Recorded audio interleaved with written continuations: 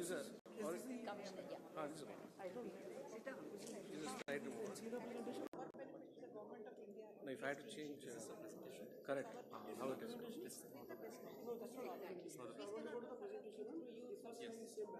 No, I want to ask. Actually, we have a limitation of this 900 acres. Can you just come out of this? So this is just a home screen, desktop screen. Okay. You can just open a presentation. Okay, but this is a desktop screen. Got it. Thank you. Sorry. You just need to press the next and back. Email is better for you. Email is better. Commissioner@karnatakaindustry.go.in or otherwise WhatsApp. Yeah. I take. Oh.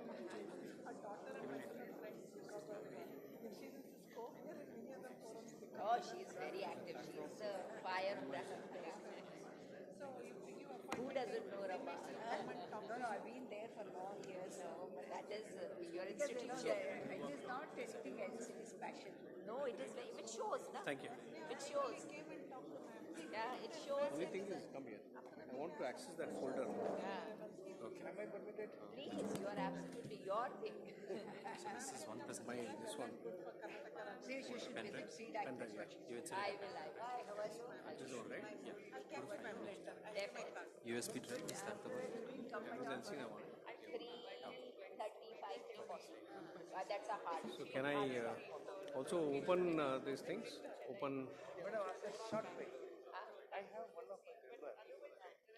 He's got an assembly line. He's got a 34 acre of land. Where? Near Nalmanda. Nandini is doing it in Hosur also. Own land. Maybe you can catch her. And he want to implement that. We are trying to.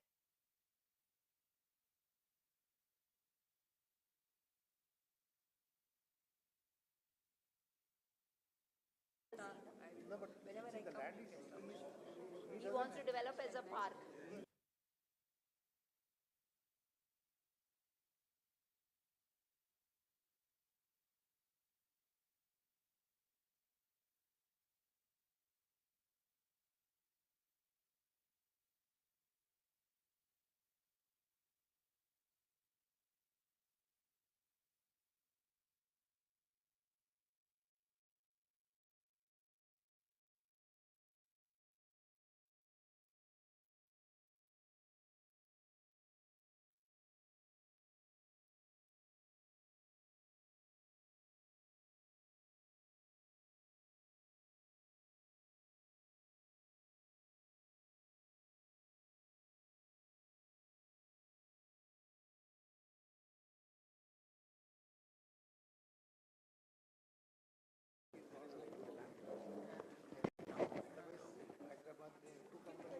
For what? I request all the guests to move to the chairs in the front rows because the guests coming later on will be occupying the last rows. So please move on to the front. Please move on to the front.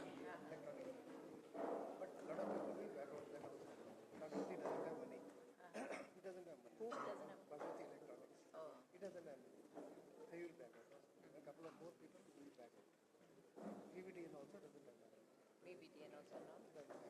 Anil. We know everybody. We attended Semicon. We know everybody. What is the situation now? How government of Karnataka? I can bring in. Please bring it and then we'll discuss it and then we can take it. Like, anything can be done on I can't commit just yet to see the project and then commit. because you are very busy in the office, No, I'm not so busy. Ask her. No, she's very busy. Very busy, but approachable, and she does her work. You very send fast. me the detail, then I can vet it and tell you immediately. I cannot commit anything. Offhand, you cannot say. I know. I can Yeah. Because you want to do something. Because we are spending. No, I will first finish the. Whenever they change, I'll come and. So you tell me, you send me the details. It's a very good idea. You already have land. Good afternoon, all. Namaskara. So I'm all for it. We will start the program now. So we will start with the lighting of the lamp. May I request our chief guest, Madam Gunjan Krishna, to come and light the lamp followed by Mr. Prakash Belawadi, Mr. Veerappan, Ms. Sujya, and Ms. Rama. Please come and light the lamp.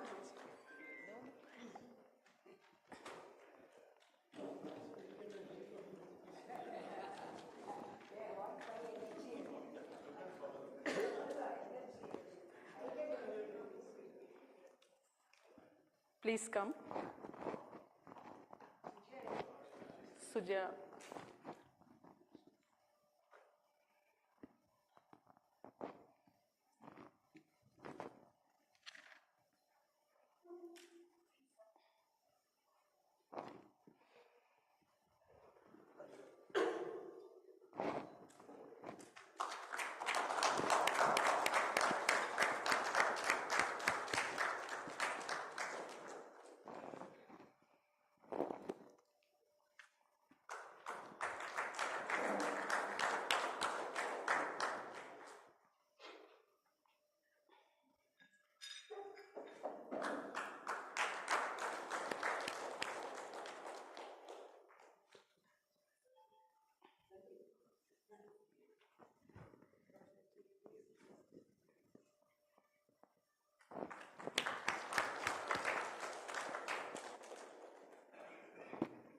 Thank you, ma'am. Gunjan ma'am, may I please request you to come to the dais. Dr. Veerappan, Mr. Prakash, please come to the dais also.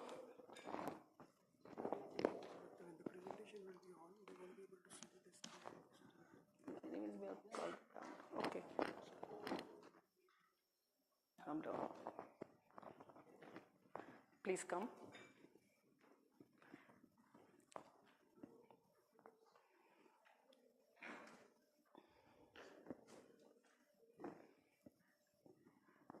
Thank you.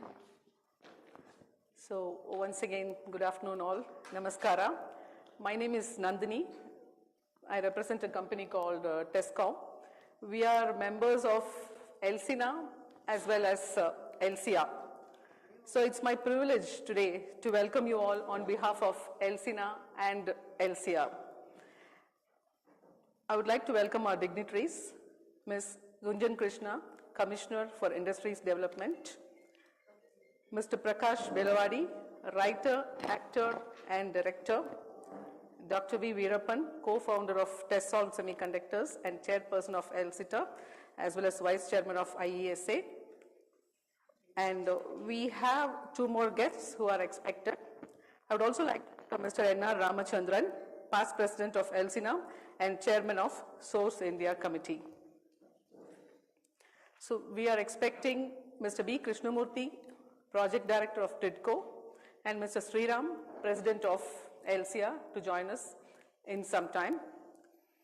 So now we will have a small video by Elcina, followed by a talk on introduction on Elcina, as well as details of Source India by Mr. Sandeep Saxena, who is the additional secretary of Elcina.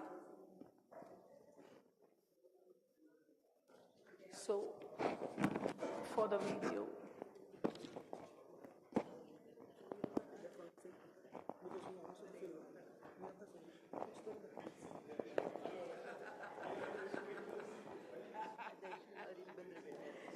Yes, maybe for the video, yes. Beat the market. Thanks. You need to make the right moves.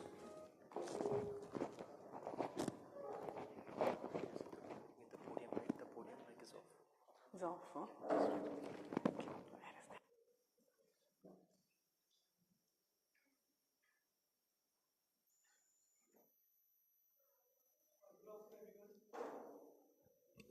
Good afternoon, everyone. First of all, thank you very much, Madam Commissioner Industries, to make it to this place at very short notice, and all my industry colleagues.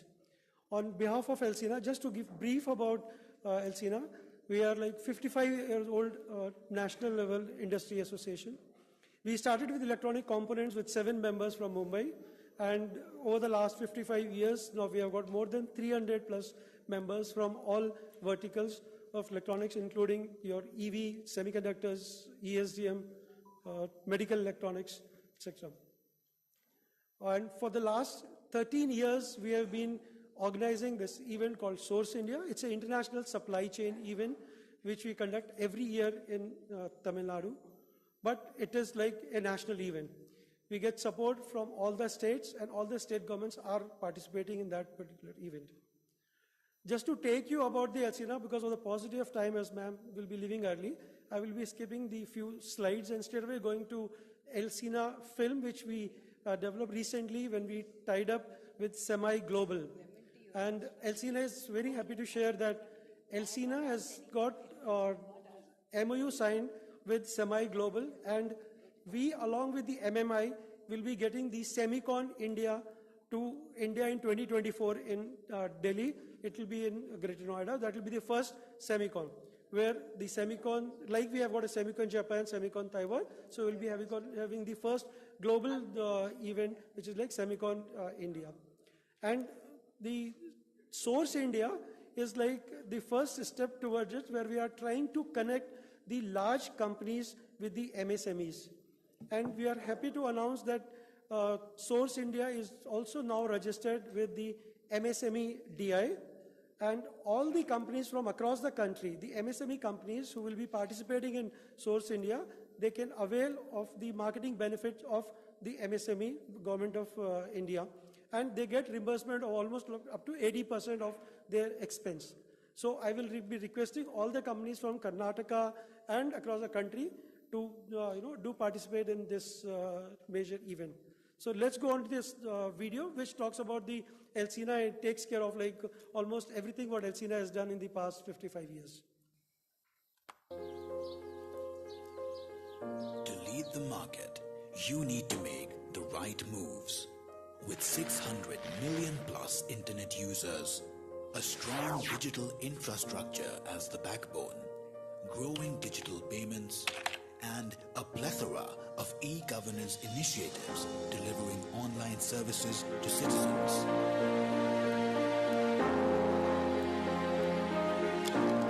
India has emerged as an $800 billion digital economy.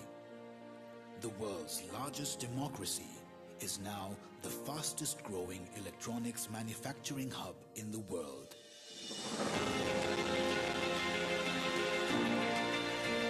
With the population clocking 1.4 billion and per capita disposable income and private consumption having doubled in the past 7 years, India is emerging as one of the largest markets for electronic products in the world. India's domestic production in electronics has soared from $29 billion in 2015 to $77 billion in 2021, demonstrating impressive growth. To catch up with the demand, India is aiming to reach the electronics production target of $300 billion by 2026. Under the dynamic leadership of Prime Minister Narendra Modi and with strong support from the Government of India, Ministry of Electronics and IT is striving towards the goal of creating a self-reliant electronics manufacturing ecosystem in India. The national policy on electronics has devised schemes for supporting the comprehensive expansion of the sector, partnering with all the stakeholders. Electronic Industries Association of India, or ELCINA, has been one of the key catalysts in India's journey towards achieving a sustainable electronics manufacturing industry.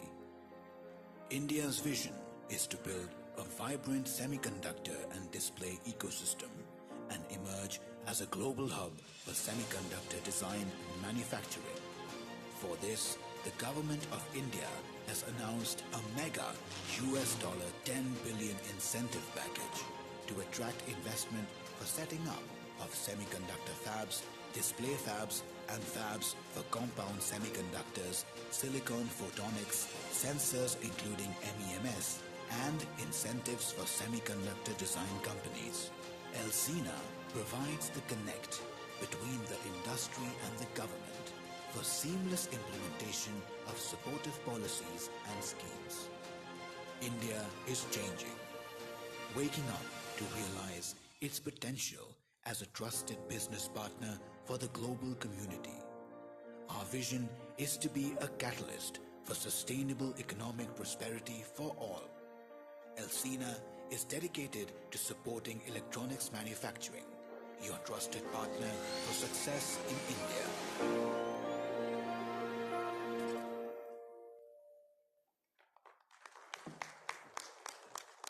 Thank you very much. In fact, one point to add to this is like recently, with the help of Government of India, Ministry of Electronics and IT, Elcina has developed the Source India portal.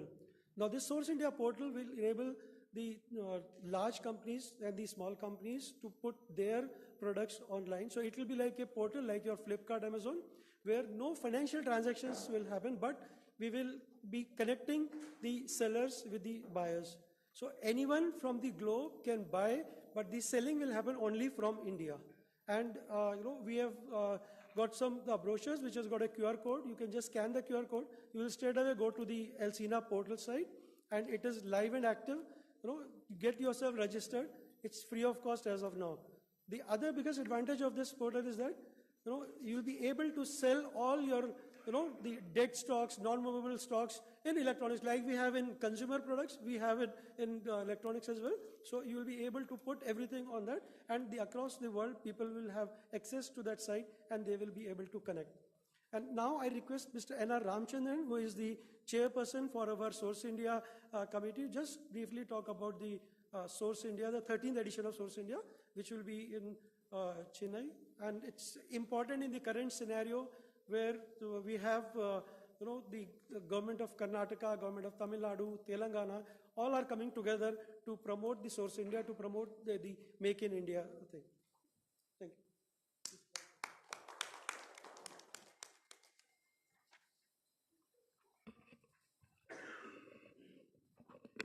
you. Good afternoon, dignitaries and friends. I'm very glad to be here on behalf of Elcina to talk about briefly on Source India. As you all know, Source India as a show, this is the 13th edition of Source India, and it's grown from a very small show to a fairly large show now. And of course, it grew along with the kind of growth the electronic industry has seen in India. It started off as a small show because, as you all know, 15 years back, Nokia came to Chennai, and Nokia was really, value addition was 5%. So they were under pressure from the government to increase the value addition. So we, along with Nokia, thought of this, that there must be a process by which all these large electronic manufacturers start using domestic products and add value in India. In fact, Josh Folger of he gave this name Source India when we started this because they had an exercise within Nokia to source in India. That's how we started. And from that small level, it has really grown into a movement. I would say it's not just the show, but as a movement. And it's grown well. And we really invite all of you to be part of that show and the movement. It'll have not only conferences and the exhibition, but it'll have a very large segment of B2B meetings. So we are organizing with large users. We allocate, based on their need and based on the availability of products from our Indian manufacturers. We organize these B2B meetings, and that's partly, I would say, one major activity of this Source India show. And it will be 2 days, and it's being held in Chennai, in the Trade Center. Both the days in the mornings we'll have the conference, in the afternoon we'll have B2B meetings. And as Sandeep said, that this is a national show, and you'll see all companies from all over India participating, as well as now we are very happy to see that the state governments are very keen to promote their states, and many state governments come and make presentation, they participate. So, and they also help their MSMEs to come and showcase their products. As he said, both the MSME DI as well as the FAME in Tamil Nadu have agreed to support MSME units. And I'll also request Karnataka government to help their MSME units to participate. We can allot kind of an identifiable area for the MSME units in Karnataka. So they can, if you can help that out, it'll be great. So we will organize a Karnataka pavilion if you like. So we would like, this, as you all know, in electronics, India is targeting a fairly large growth. We're talking about $400 billion by, it's a kind of moved out a little bit, but I think by 27 we should be a 400 billion, 27, 28, and from about almost 100 billion now. So it's a major growth expected. I'm sure Karnataka is, we are going to listen to Karnataka's pitch for $1 trillion economy. I would also like to see electronics, the share of electronics within that 1 trillion. So it's going to be a growth industry for all states in India. In fact, we're very happy that, places like Chhattisgarh, and they are really so keen on this industry, and they are calling people to come and invest. So it's going to be a great show. We would like to see all of you there. And so please participate in a big way, and it's going to be a big thing. And please register for the B2B meetings that are going to be really useful. And as the madam has agreed to our request for having a Karnataka pavilion. So please participate in a big way, and I wish you all the best. Thank you.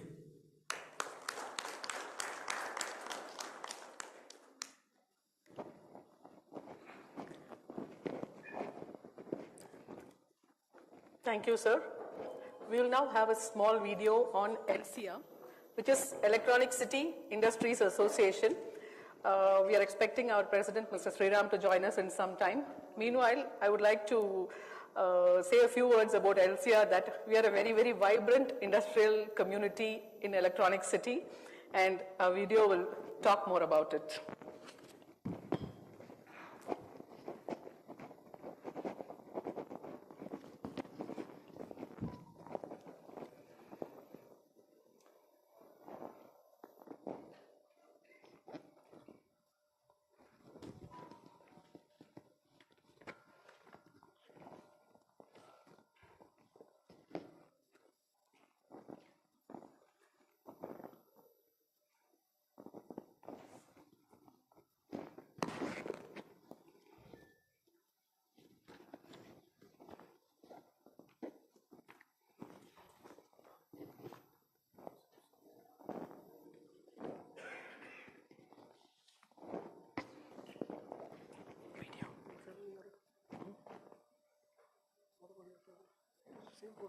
Yeah.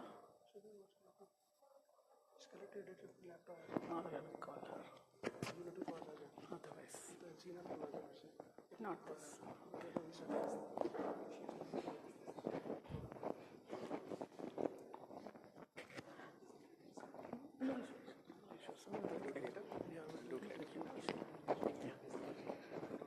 Yeah, there seems to be some small problem in getting the video of Elcia. We'll do it later. Now, to set the context why we are all here, and so we heard from Mr. Sandeep and Mr. Ramachandran about the Source India, and we are all a conglomerate of several industrial associations. So we're all here to interact and understand the need for sourcing within India to see that we reduce our imports. So that's the main purpose of these. Main purpose of Source India. Now, I would like to invite Madam Gunjan Krishna, IAS, Commissioner for Industrial Development and Director, Department of Industries and Commerce for Government of Karnataka, to say a few words. Madam, please.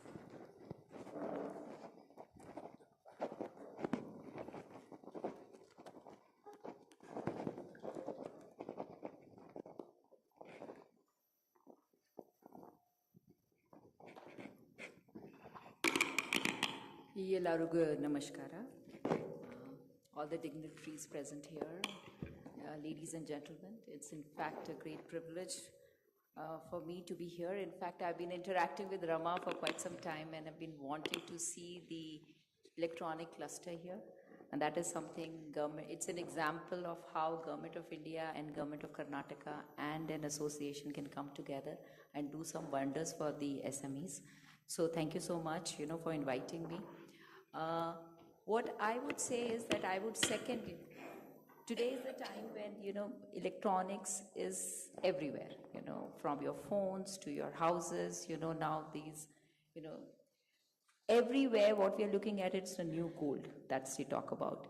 And India, for that matter, only recently we've reached 100 billion that we're talking about, but we were not really doing the cutting edge work and that is something this government of India, they have been having the vision that how we can double, how we can triple, and how we can ensure that more and more electronic manufacturing happens within India. And for that, there are a number of schemes that you've talked about, specs, PLI, EMC that have come out. And within state also, we have worked out a dedicated electronics policy because we do realize the importance of electronics. And which is why we have a policy called ESDM, which we combine both the capital subsidy and the production linked incentive. So we give around 20% of capital subsidy and 1% of production linked incentive to the people who are setting up their manufacturing, to the companies that are setting up their manufacturing. The idea is also we are coming out with 2 EMC clusters. Now these are the 2 EMC cluster. One is going to be in Mysore. And we have identified Kochanhalli as the place where we are setting up our EMC cluster. And the second is Hubli Dharwad. And other than that, what we are looking at it, you all know Karnataka, you all know Bangalore, and how Bangalore is the chip design capital of the world. We have 85 plus fabulous chip design companies that are located here. Best of the companies that we are looking at, be it NVIDIA, AMD, in fact AMD CTO would be here in 2 days' time. And they would be inaugurating the new campus. So Intel, Best Qualcomm, all of them have got their fabulous chip design company. Now, if you look at 4 verticals, one is the chip design, then are those companies who provide these EDA tools. Those are the companies, again, we have present in abundance. So Wipros of the kind, Infosys, all of them are also present here. And we look at, the companies which make machineries for the semiconductor. So those people who are designing like Applied Material or Lam Research, they are also here in Karnataka, in Bangalore. Now what in general, but I'm talking about the electronics and the avionics part of the aerospace and defense. Now the thing is what we look at, we have certain bigger companies that are doing and we have certain SMEs that are doing. What we need to look at is how we can go up and up the value chain. Because value addition, as mentioned, by Mr. Ramachandran, is like when you're doing EMS, it's only 5%, and we need to move up the value chain. We need to have, more and more addition to our, the gross value addition should be high, and that gross value addition comes high when we're doing deeper component manufacturing. You would be knowing that we have now got 2 of the, when we are looking at iPhone manufacturing. We have got Wistron. Now Wistron has taken over by the Tatas. We have Foxconn, which would be making 20 million phones. And we are also signed up with them an MOU where they will be doing semiconductor machinery with applied material. So with applied material, they are coming up in our aerospace and defense park in Harluru, Mudanhalli, and they will be doing sub-assembly. So these work are happening. We have a company called ACUS. They are again doing a component manufacturing now. EMS is one part. Now we are looking at how we can get more and more component manufacturing and high-end component manufacturing in Karnataka. So ACUS in Hubli Dharwad has again become a component manufacturer for Apple. They are going to be doing, your watches, the casing for that, your MacBook, again the casing for that. So they are working in that area. These things are happening. It's a natural thing. But Source India, when we are talking about, we need to look at it that what capabilities we have already with our SMEs, with our bigger companies, and how we can connect the OEMs with the SMEs is something that, we should do in our. And this is one platform. I really congratulate Elcia for that you're putting it together.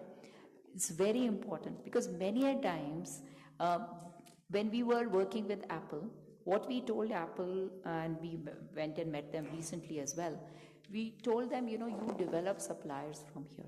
So they gave us a list of the area where they want suppliers. So if I have a comprehensive, and then what we did we culled out and we talked to many associations, various people, and we said these people have the capabilities. Maybe in adhesives, these people have a capability.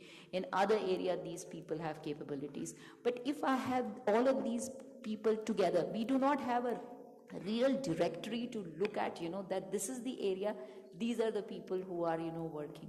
So we shared with them, but again, we are working with Foxconn, we are working with other people. What I would like to know is, what are the capabilities present in South India? Let's look at it, not just limited to Karnataka. What are the capabilities that we have? And that we can. One part is, of course, that we can become suppliers to the bigger companies and look at that getting. But the other is, emphasize on the innovation. Because what is happening is those companies which innovate, which have products, because we have less number of products coming out of India. And those are the products where you have your IP. The intellectual property is reside in those products if we are making it ourselves. So when we are saying that we are a semiconductor design capital of the world, then we are talking about all these big companies which are designing.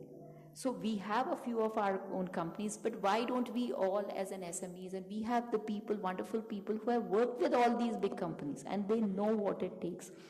So maybe look at those areas where the entry barrier is not very high. Because when we look at semiconductor design, the entry barrier is very high because already so much has happened.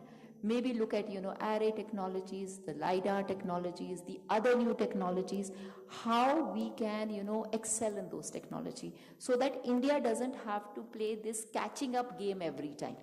So that is my main, message here would be, of course, we should get all our people on a platform, see how we can increase their business by sourcing within the country or getting, OEMs from outside, how we can generate business, that is definitely. Second is give innovation a very big impetus, and that is where, our IPs will reside with us and we can really have something to offer to the world. Third is wherever you're looking, being a part of the government, we are looking at how we can support. And Common Facility Center is such example. But if there is a requirement for more common facility centers, we are all game for it. We really want, because the more we do, the more SMEs get included. It's an inclusive exercise that we are looking at it. And the more number of people can benefit. So this is, I must congratulate Elcia and Elcia for doing it very beautifully. We need to do more of those because the, desire and the demand is higher and the supply is less. So it has to be done in a similar manner and we need to ensure that all our machines are utilized optimally. So again, I'm all, when you're talking about, how Karnataka can be a part of this in the Source India, we will be totally with you. You tell us, what you want. You give us a proposal, we'll work with you and we'll make it happen. And so I would like you is as partners, and we have formed a vision group on electronics, and we would want, your suggestions also on that how we can grow Karnataka as an electronics hubs. We are mostly in the software and the design part of it, but the electronics part also need to, and lately we are giving a lot more impetus. And maybe in 2-3 months' time, I can give you much, good news, more good news, that there are some things in offing. But overall, what we feel is all of us need to work on that. Source India should become, and Source India should not be in the sense that tariffs and all of that, because that doesn't help in productivity and the quality. We need to be able to make world-class products. Only when we make world-class products are the ones that, we can really rule the world. By putting tariffs as anything, the consumers are paying higher. So thank you so much for calling me here. I'm very grateful. I would have loved to spend more time, but then I'm called at 5 o'clock by the minister, so I have to leave now. And I wish you all the very best, and I look forward to future, discussions and how we can take all this initiative forward. Thank you. Namaskar.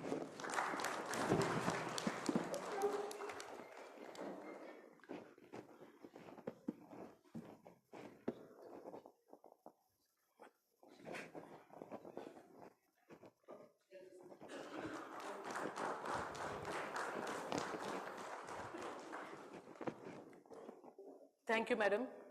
Thanks for your insightful speech to us. You spoke a lot about a directory, which is exactly the need of the hour.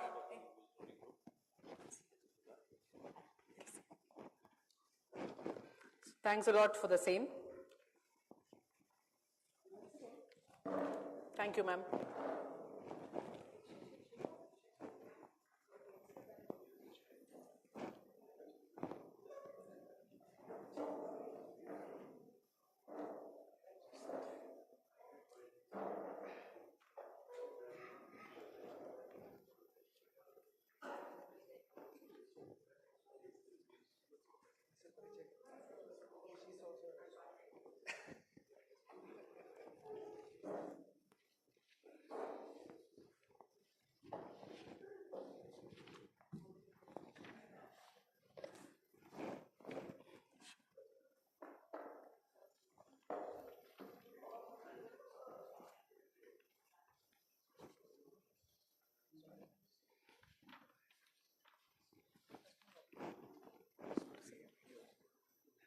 Elcia. Electronic City in Bengaluru is among India's largest electronics industrial parks. It is home to a mix of small, medium and large companies catering to IT, ITES, BT, electronics, hardware design and manufacturing. Established in 1978 and spread across 903 acres with a 2 lakh employee base, 160 Indian and international companies like Infosys, Wipro, Tech Mahindra, Siemens, HP, TCS, Tata Power, Fanuc, Timken, Dassault, Heikel Technologies, Tescom, Bhavani Industries and Synthesis among others. Electronic City Industries Association, Elcia, formed in 1992, was responsible for the estate management of Electronic City. Elcia, a unique organization, has evolved and has established 4 crucial entities: Elcita, Elcia Cluster, Elcia Trust, and Elcia Skill Development Center, ESDC. The united vision of Elcia is economic growth and improved quality of life for members. Enabling partnerships, enriching relationships, and enhancing capabilities are the 3 pillars on which Elcia is concentrating. When the Karnataka government, as the first in the country, declared Electronic City as an ECT, Industrial Township Area, Elcia, over 9 years, it has established model township governance, and the smart city at Electronic City is worth emulating. Elcia Cluster Common Facilities Center, CFC, was Karnataka's first shared MSME Common Facilities Center for electronics assembly and testing and machine shop, set up in Electronic City, and was built with financial support from central and state governments. It supports small companies manufacturing their products using the shared facility without deploying additional capital. It has state-of-the-art equipment that can be used for pilot or small volume production and new product development. Elcia Trust has been involved in community service for 20 years and supports 24 government schools for midday meals for 4,500 children. Infrastructure improvement, education aids, and civic knowledge improvement. The Elcia Skill Development Center, ESDC, was established in December 2021 and works to equip job seekers and organize apprenticeships to supply companies with skilled workers. Elcia has empaneled a network of consultants in the areas of legal, finance, IPR, IR, statutory affairs, marketing, and other consultancy and advisory services to support individual MSMEs growth. For us at Elcia, sky is the limit for what can be achieved with extraordinary member participation.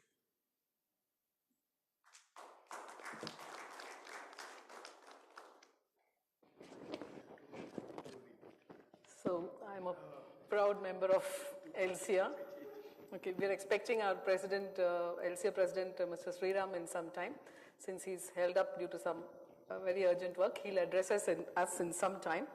So in continuation to what Madam Gunjan Krishna was saying, we will have to set the context here that we have to deliberate more on what we exactly want from the government and what kind of policy changes we want for us to develop and lead to more growth. These are all the things we need to deliberate more as small associations and then bring it up as a whole and put it up together as a representation so that government can take it up further. This is the context behind this. Now, for some very interesting talk, I have to tell you that 2 months back, some of our team members from Elcia, they attended an event. And they listened to a lot of, they attended an event, and I find that till today, the attendees are talking about one particular happening of that day. So we want to recreate the same experience for all of you, let the same magic flow. So I would like to call Mr. Prakash Belavadi here to create the magic. Thank you, sir.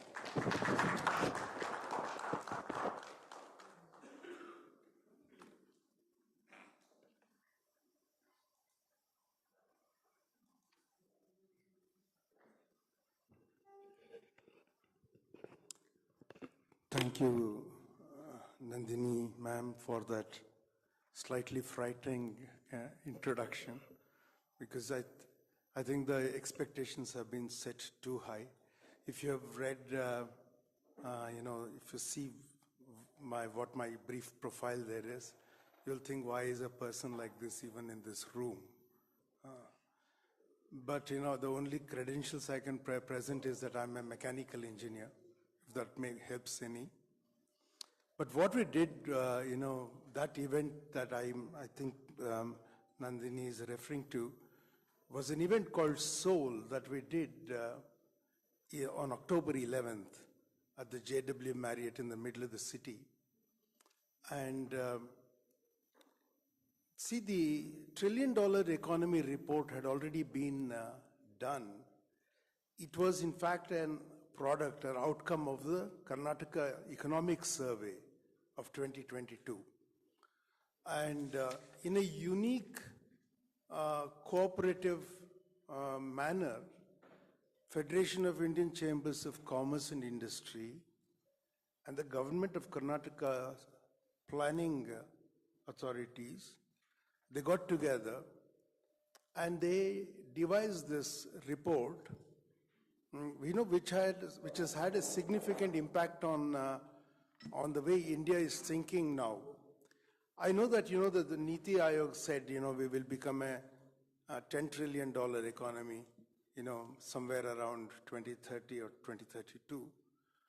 So when this was done, with FICCI stepping in a major way, what they did was they took the data that was available with the government, made reasonable projections, some wishful thinking you could say, but quite solid in the way it was imagined. And they did this report. Almost nobody believed it when it was first done by the end of 2022. I'm not going to go into the data of it, because I'm really not the competent person to do it. But what we did was we showcased an idea of the $1 trillion economy of this state. And we said what are the challenges and what are the opportunities to do this. We got the state of Israel as a partner country, and we got speakers and scientists to come and talk about various things there. Some figures I'll mention. See, with about 5% of India's population, Karnataka already contributes about 8.7%, to the national GDP. All these figures are in that report, which actually translates to, at the time it was done, maybe 18 months ago or nearly 2 years ago, to about 3.05 lakh crore, with India's being about 20.7 lakh crore. So, seeing even in the COVID years that we were growing so well, where everybody else struggled, a bold prediction was made, projecting to the future, that we could become a $1 trillion economy by 2032. But see how from skepticism, everybody has moved forward. Amitabh Kant said that Tamil Nadu and Karnataka will both become $1 trillion economies in just 2 years. We know this excitement is growing, just as India was losing that World Cup match. You saw that report that went out saying we had already become a 4 trillion economy. But we're getting there. So to become, if India is aiming to become a 10 trillion USD economy by 2030 or 2031 or thereabouts, we're already at 8.7%. Maybe we can get to 10% of that, is what we are thinking. Now that you know that 3 days ago Maharashtra has now declared that in 2 years it is going to become, not 2 years, I think by 2028 they're saying they're going to become a $1 trillion economy. Now I saw another report recently, just last week I think, saying the southern states themselves together will contribute 5 trillion of that 10 trillion. So this report is easily available, all 367 or 370 pages of it. If you just type out Karnataka $1 trillion economy, the planning department of Karnataka has put it out as a PDF, easily downloadable. It's good for everybody to study. So although my headline for this is to be talking about that is easily obtained, you can take. I want to share some thoughts as a common person who cares a lot about change in Karnataka and trying to do it as quickly as possible. And what is the stuff that worries some of us who are very keen, who love Bangalore, who love our state, to share with you some of the problems we have, but mostly what are the successes we have had. First, we'll talk about Electronic City. In the 1970s, when Karnataka thought of Electronic City, Pina was growing really rapidly. And Pina grew rapidly, making precision, products, because of a very strange thing. I suspect, many people can attribute many things to it, but what happened was, we did the Sharavati hydro project. And you believe it or not, at that time, there was a high power committee in the state that decided that, Karnataka was going to have excess power. Okay? In hindsight, it seems a bit ridiculous. And then the government of the day made a decision that they should invite industrialists, not investors, see, slightly different it is, industrialists, to come and set up shop in Bangalore city, because we had this power thing. Nobody imagined that they'll go anywhere else. So Pina was declared as an industrial zone, and many people came to Bangalore. This is not the first wave, this is the second wave. The first wave was the public sector, which is the Nehruvian idea. By then we already had established a very strong machine tooling, industry and so on, but this was actually private entrepreneurship, and many people came and set up shop here. And because they were already exporting, I knew a manufacturer, his name is Nagdas, who passed away about 8 years ago. He had a unit in Pina where he would actually make pitch gauges and send it to Switzerland, where a Swiss company put their brand on it and sold it across the world.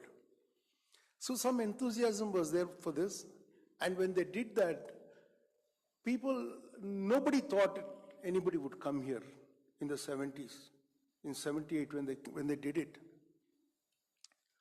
But a strange thing happened. It's a coincidence, of many things coming together.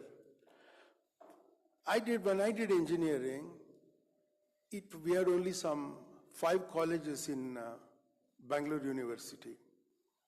And altogether, I think 7 or 9 colleges in Karnataka.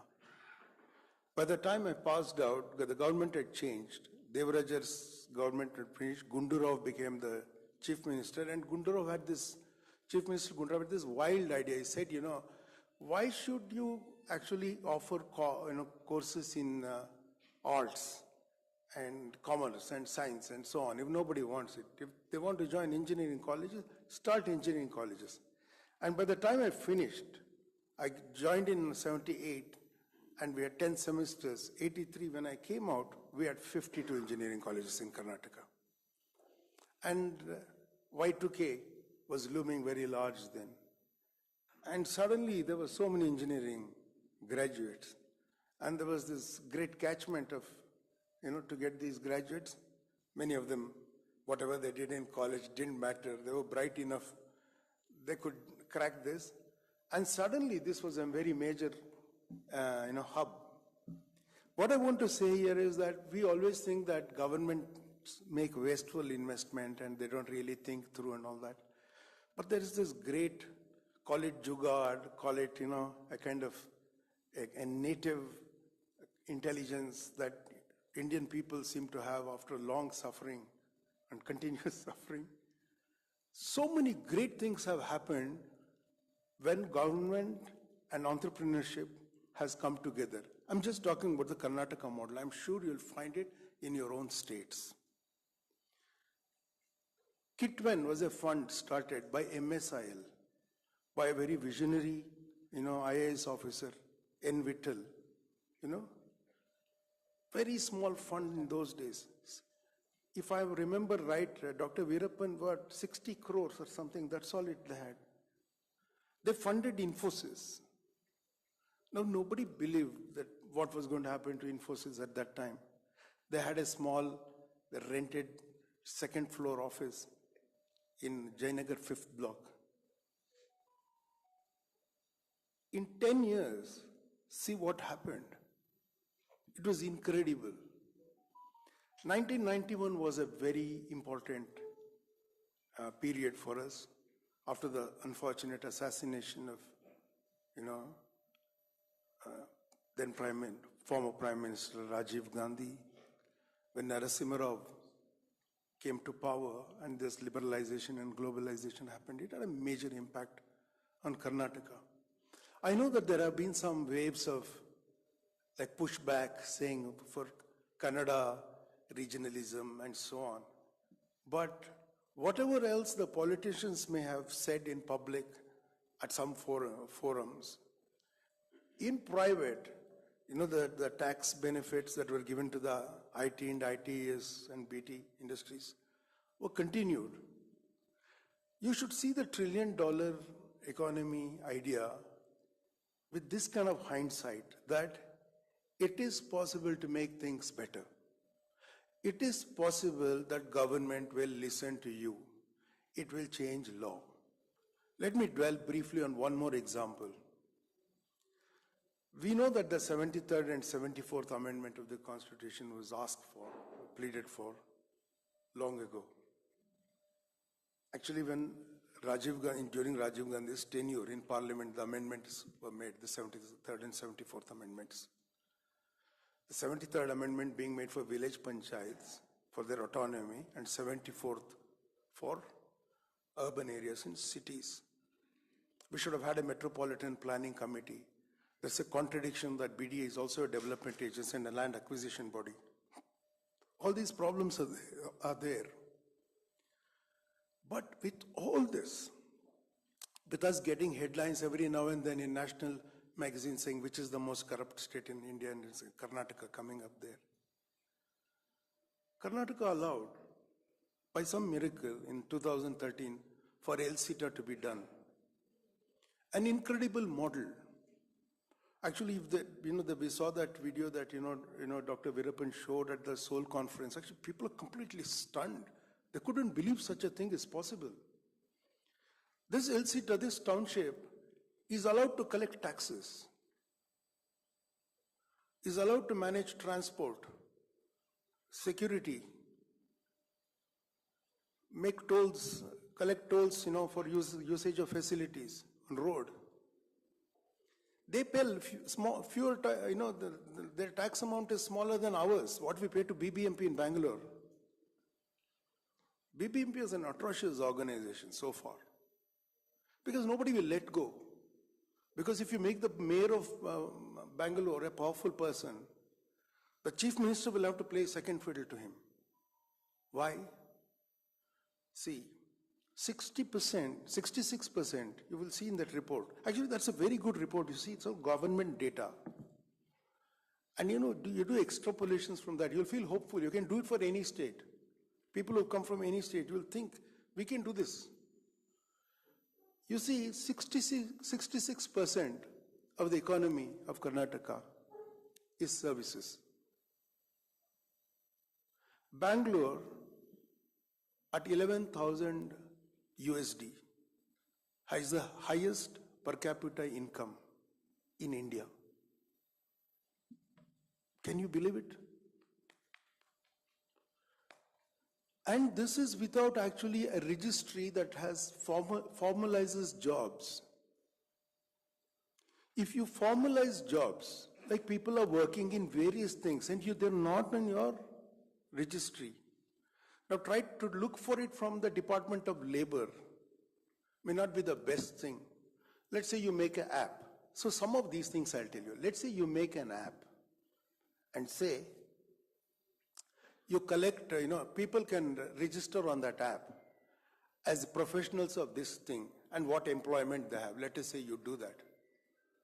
You will probably get a much better registry. And then you calibrate it and authenticate it later using AI if possible, because there are ways to do it. What you spend, where you spend, how you spend, what you declare yourself as to statutory authorities, how you file your returns if you do file returns.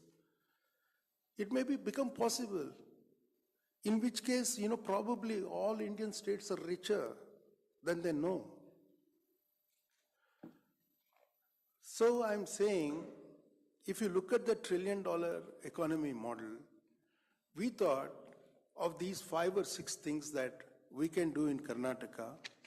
See, I'm just I'm just a person who looks to influence government and, entrepreneurs and thinkers to actually make these changes. And believe it or not, they do. We are going to get, it's slow, I know, but we're going to get that suburban rail. From activism, we got it.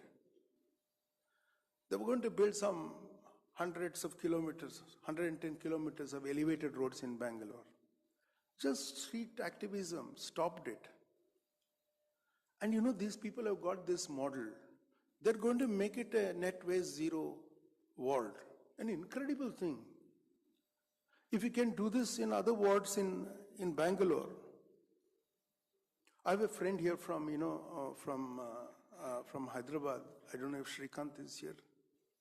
He's here. He's come. I asked him that he should attend this, and he's an entrepreneur. He's a business person. He has some influence with government. He's very passionate about the environment and so on. I said, you should come and listen to this place, because we are thinking if we can do one net waste zero ward in Bangalore and one in Hyderabad, in 2 big cities, and showcase it as a model. How do we do that? I'll take 5 more minutes and I'll stop. See, how do we do that? See, one is you can ask buildings that they should not put out solid waste. Somebody will come and collect it from them. Easily done. Actually, it's not too difficult. It's when you mix solid waste with wet waste, then we have a huge problem. Or with hospital waste, contamination, all this, then it's a big problem. So if you can actually decentralize this, then have a police force monitor it. You know, you look at clusters of homes like apartments, colonies, and you do that, and some effort is on that way. Then you know solid waste is managed. I'm going to tell you a strange idea, and you'll think this is impossible. At the lowest points, you make a ground map of the city, see the lowest points, make underground reservoirs at the lowest points, collect sewage there, treat it, and put out only treated water into the system. How strange is that, what I'm saying? But shall I tell you something stranger? There was a huge problem of drought, some part of the early mid-80s and some part of the 90s. And people were very angry to look at the golf course being watered, lush green golf course. As you come from the airport to Bangalore city, you see the green, golf. When people who don't have drinking water, there are photographs of long queues, in front of street, borewell pumps. People were very angry. So they got Le Méridien, Hotel Lalit Ashok, Taj West End, and Windsor Manor. These cluster of hotels that were around the golf course. They got that sewage because it's called High Point. It's the highest, Windsor Manor is the highest natural point in Bangalore. It's called High Point because of that. They got the sewage to flow out from there into a low point close to Sheshadripuram. They gathered the sewage water from there. They pumped back the sewage water itself to the golf course. And in the golf course, they put a treatment plant. And that water is used to keep the golf course clean. How posh do you think this technology is? This was done 30 years ago. 30 years ago this was done. In this city. Quietly. Without too much disruption of traffic. People don't even know this. Can you believe it? We can do this. We have to persuade the government somehow to be more enthusiastic about such things than, building, say, 300 kilometers of tunnels or 100 kilometers of flyovers, We can fix some of this. About electronic city itself, we think there's something to learn from here when we do future, planning. When you build like in the Nehruvian era, when you build HAL or BAL or, HMT, ITI and so on, you also build colonies for people to reside there. When you acquired land for electronic city, had you acquired some land for a township, people who are billionaires, instead of spending 2.5 hours in traffic one way, could have actually worn Bermuda shorts and cycled to work. It would have been a great model. It's just that we don't talk enough, we don't think enough, which is why the $1 trillion report is so good. See, it's evangelizing other states to do this. We have had interest about this from so many states now. They also want to think when they will become $1 trillion economy, because it's a kind of catchphrase now. They want to become. So I'm saying, if electronic city, see, I know they do the tech summit now in Bangalore, but if electronic city looks at the exemplary things that it has become, how it has become an exemplar representing many things, not just one thing, and creates, along with us, people like us who bring in, who work together. I'm not the only one. Somebody said Bangalore has more activists per square foot than any other place in India. So there are lots of us who want to do it. If we can collaborate and create for Bangalore as a thinking place, if we can collaborate and think how we can create great ideas, because I will mention the negative thing now and close it. That conference called Soul, it had the tagline, transforming tech, transforming lives. If we have so many college graduates now who come out, and in 5 years, a robot will beat any engineer that we produce. At the outset, the Bangalore International Airport's Terminal 2, a showpiece for Bangalore City. The housekeeping is done by 59 robots. Think about this. No maternity leave, no overtime, no salary, no health benefit, no accommodation, no rest, nothing. That's a very tempting model. In Bangalore, land price is very high. Garment factory, let's say, employs 1,200 women. Routine work. Allow robots to do it. 3 shifts they'll work. They'll work in 48-degree temperature in summer, in North Karnataka, dry land. Cheap real estate. Think about it. And I feel that kind of technology change over the next 10 years, we should think of. We should learn something also, I feel. So I'm from the movie industry. For now, 8 months or 10 months, Hollywood writers are agitating. They're saying, you should not give credit to AI. We will use AI, but give credit to the writer. You can't give it to AI.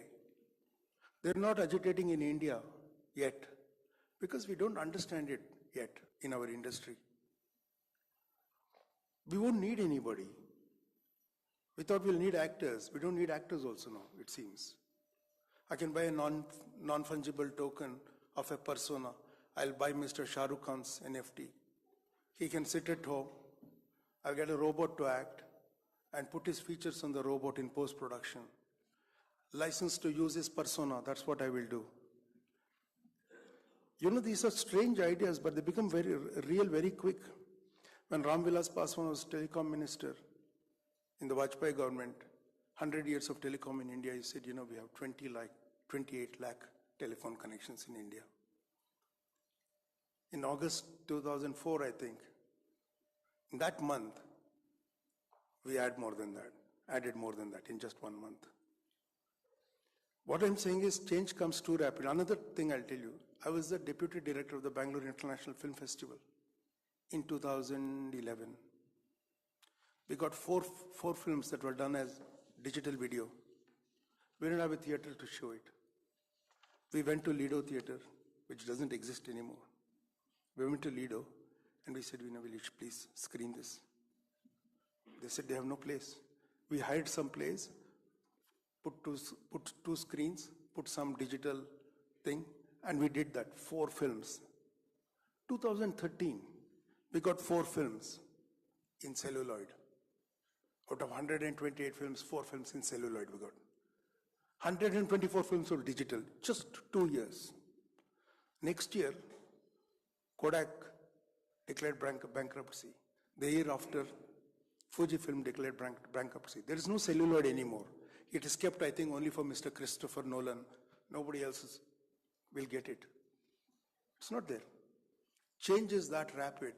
And I'm saying we should have this kind of meeting and conference at a larger level, thinking high-tech, big challenges, possibilities and problems. And then, because these transformative technologies are agnostic about sectors, manufacturing, education, health sciences, we should do it that these transformative technologies will change the way we live. If you have a housemaid, a robot, which can babysit for you, feed the baby, correct time, that robot will never lose temper. It will speak in the dialect of the home. It will sing songs that the mother sings to the baby. In the mother's voice, if you need be. Tell the same stories over and over again. stand up and carry, walk the baby, never get tired, never complain. The way we run homes will change. And people live for profit when they do business, and people live for comfort when they live lives.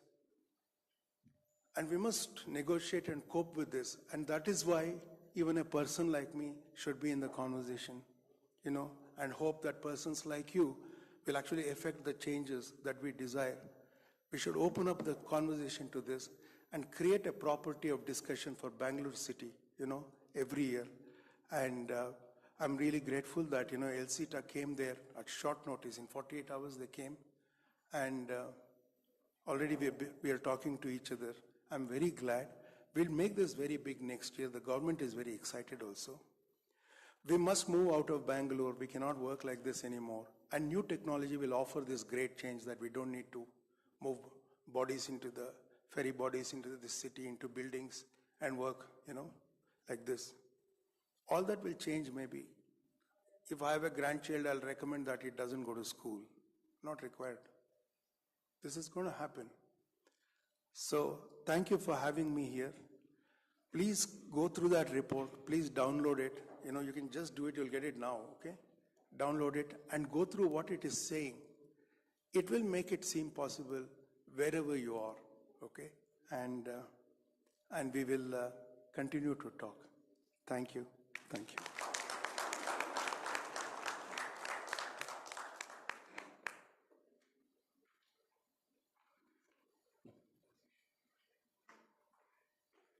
Thank you, Mr. Prakash. So it has left us intrigued, and it has triggered our thought process towards various aspects. Let's keep thinking. Meanwhile, we will get on to the most interesting portion of this roadshow, the panel discussion on sourcing from India in the present geopolitical scenario, the opportunities and challenges. So I will invite the panelists as well as the moderator. Excuse me. Okay. So I will invite the panelists as well as the moderator. While they are settling down with the mic and other aspects, I would invite Mr. B. Krishnamurthy, IOFS Project Director, Tamil Nadu Defence Corridor, to first say a few words. And after that, we will have the panel discussion. So Mr. B. Krishnamurthy, IOFS Project Director, Tamil Nadu Defence Corridor, will address the gathering now. Before that, we want to give a small memento to Mr. Prakash from Shobana.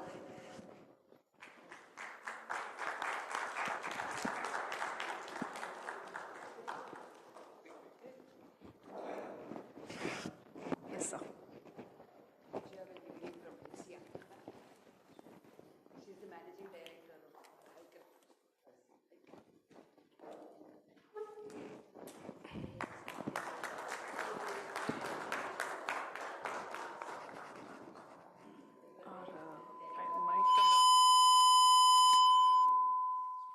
For the panel, mic and all there, no? We have to check.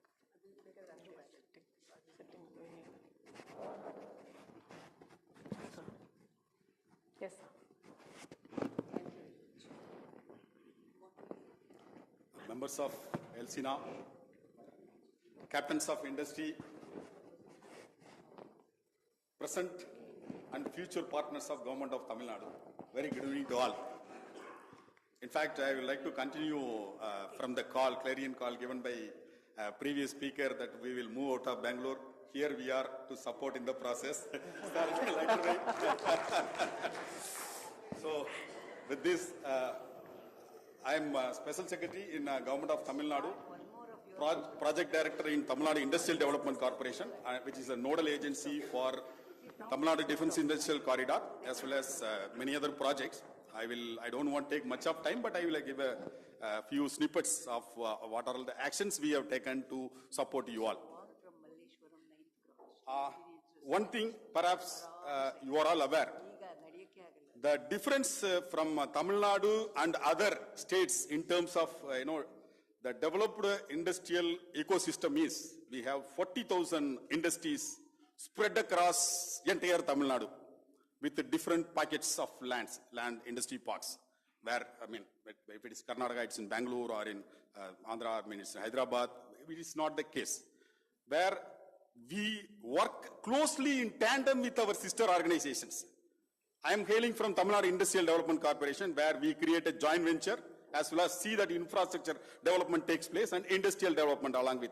Whereas our sister organization, SIPCOT, which is mandated to create an industry park, they have created 35,000 acres of land throughout the state. And mandated to add another 10,000 acres of land with 10 specific thematic parks with common facilities. And we have the sister agency called Guidance, which is known for their ease of doing business, recently recognized by UN. We have risk matrix. If the problems of industry is solved, not solved, reach up to CM. So that is a well-developed machinery to address the problem of, problems faced by industries. And we are known for the stable policy, irrespective of regime change, whatever the policy commitment given to industries, that is being honored. And the ease of doing business, I would like to two examples. Recently, Rolls-Royce along with HAL, they have set up the facility. Within 3 months, from the award, they have set up the facility. And Tata Electronics, within 2 months, they have constructed the building. That is the kind of support extended by Government of Tamil Nadu. In fact, coming to electronics, we are, major industry ecosystem in terms of textiles, automobiles, and various other areas. Coming to electronics, we have 3 major clusters: Chennai, Coimbatore, and Hosur. As far as hardware manufacturing, Tamil Nadu is the major hardware manufacturing upcoming state with the growth rate of 14%, expected to be around doubling 30% within the 5 years, reaching up to $300 billion. That is the, the target we kept over the period of next 8 years. The topic is sourcing from India in the present geopolitical scenario. Post-COVID scenario, the industries, they tend to look for the dispersed environment. The Mistral company from Bangalore, can you believe they are operating in the southern city called Kovilpatti near Tuticorin. They have tied up with the NC college where 100 students, they are engaged for R&D. It is not for hardware manufacturing, it is for GCC, for software. So the dispersive trend as to extend the dot from Bangalore to Hosur or for any part of Tamil Nadu, we are here to support.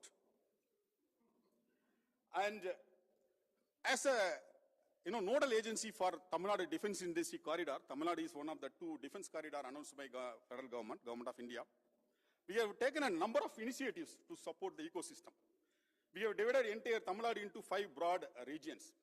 Each node, what are the industries, what are their capabilities, what support requires to be done. For example, Chennai, we have major electronics hub. So what is the test? Almost more than 15 major OEMs are there. And due to China 2++, more and more OEMs are turning out Tamil Nadu. And what is the support in terms of, to support the industries? We have set up 3 centers of excellence. In partnering with the global majors like Siemens, Dassault System, both are major player in Industry 4.0. And along with the GE for additive manufacturing. We created this hub in Chennai. And we are also establishing the spokes in different parts of Tamil Nadu. And what this center of excellence will do, they will support the industries in terms of, having the solutions for Industry 4.0, digital twin, new product development, generative engineering, robotics, service mentioning. And by this time, the Siemens Center of Excellence, they are in SIPCOT, Varagadam Park, reaching out to all the industries. You have the solution so that the OEMs will come here, so that the ecosystem, we want more and more lighthouses to emerge. And the lighthouses along with the supply chain, that is our broader vision and we are working for in it. Not only for industry and startups, it is for the students. The government has mandated under non-Mudalvan scheme to train 10,000 students a year. And in all the 40 emerging technologies we have identified. And all the 3 Center of Excellences, it was established last year. within 1 year, more than about 38 students we have trained throughout the Tamil Nadu. We want the highly talented engineering force to come out from Tamil Nadu. That is the mandate given to the Center of Excellences. They are excelling in their mandate. Coming to testing facility, as I was mentioning, for example, in Chennai region, it is an electronics hub. We are in the process of setting up of 5 major electronic testing facility under a defense testing infrastructure scheme. It is not only the consumer electronics, we want to target up strategic electronics too. So our facilities, drone testing facility already sanctioned by Government of India. It is under process. Within 10 months, it is going to be inaugurated. Similarly, electronic warfare and electronic optics. So all these 3 facilities will be in Chennai region. In addition, with the MeitY funding, we are creating 3 electronic clusters and exclusive electronic testing facility, EMIMC and communication facilities. It all will be in Chennai. Similarly, for Coimbatore node, along with the Tata Technologies, common engineering manufacturing facility. Next month, it will be laying, the foundation will be there. Another 10 months, another 1 year period, it will be commissioned. The MSME can walk down, starting from design up to development. They can take to their industry after complete process, do some more extra work, whatever the facility, then supply. We are interested to support the industries so that the complete, the process will take place, end-to-end process with the value addition, value add on. That is where we are interested.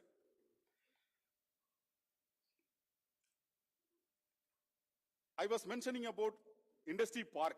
It is not only SIPCOT.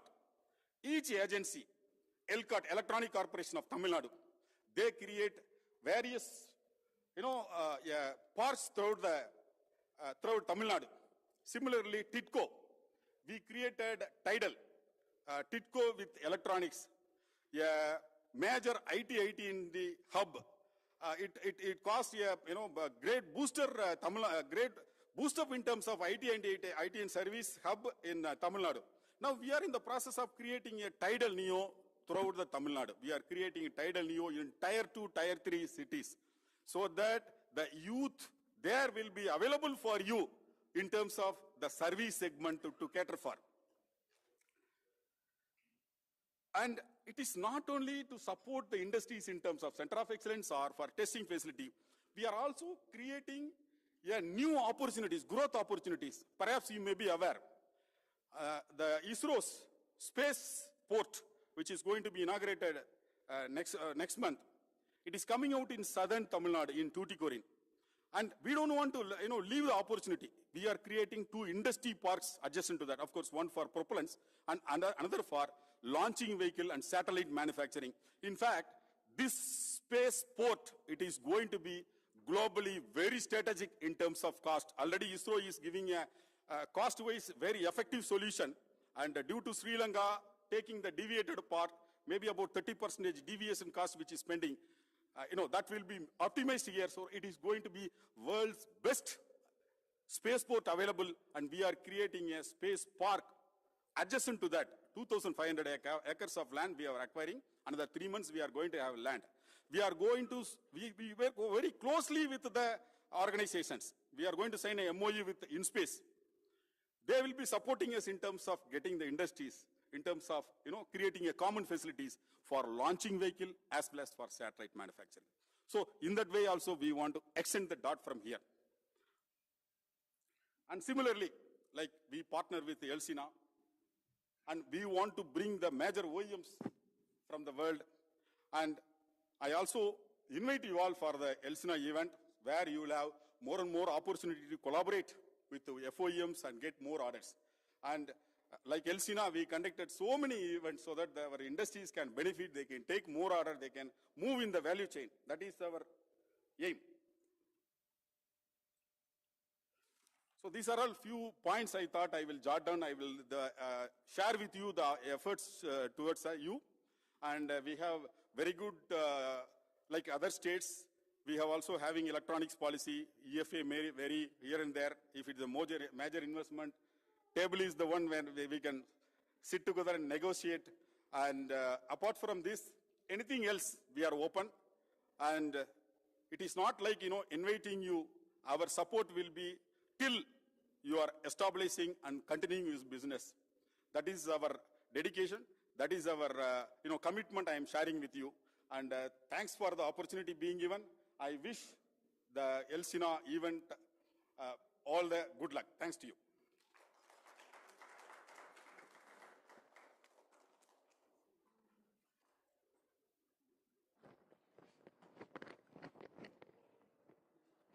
Thank you. Panelists, Mr. S. Kumar, Vice President Commercial, Bosch Automotive Electronics, to please come up on stage for the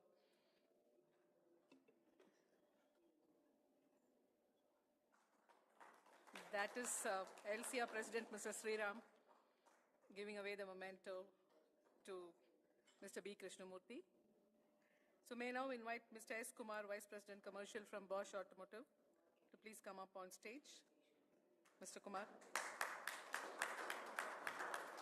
Mr. Vivek Shenoy, VP of Engineering, Tejas Networks.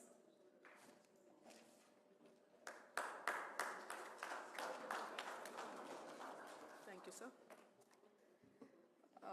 Dr. V. Veerappan, co-founder and of TESSOL, President of Elcia. And we have Wing Commander P. Madhusudan, who's Vice President, TIDCO, Aerospace and Defense. Mr. Hemant, Deputy Director from Applied Materials. And now we have the moderator, Mr. N.R. Ramachandran, who's the past President, Elcia, and the Chairman of Source India. Please, sir. So, over to you, sir. We will just make the arrangements. Give me 1 minute.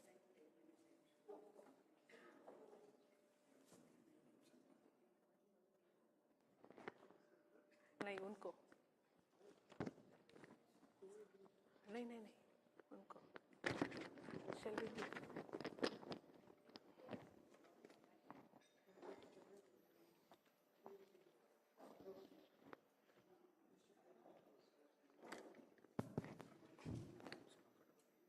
okay anyway over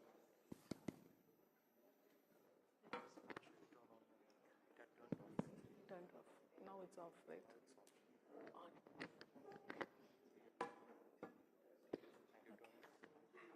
There's no more indication.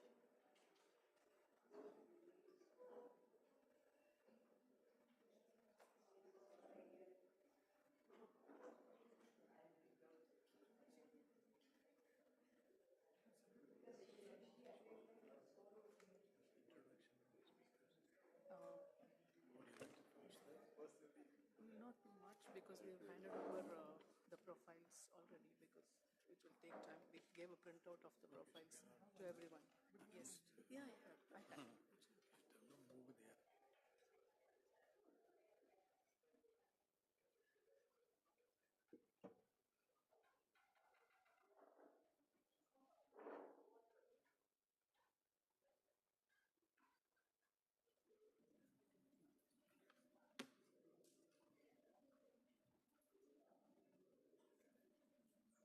Good evening.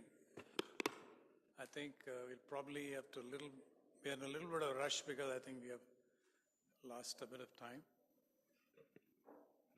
Thank you, panelists, for sparing your valuable time. What I'll do is that I'll quickly introduce in one-liner of all the panelists so that we can get on with our job.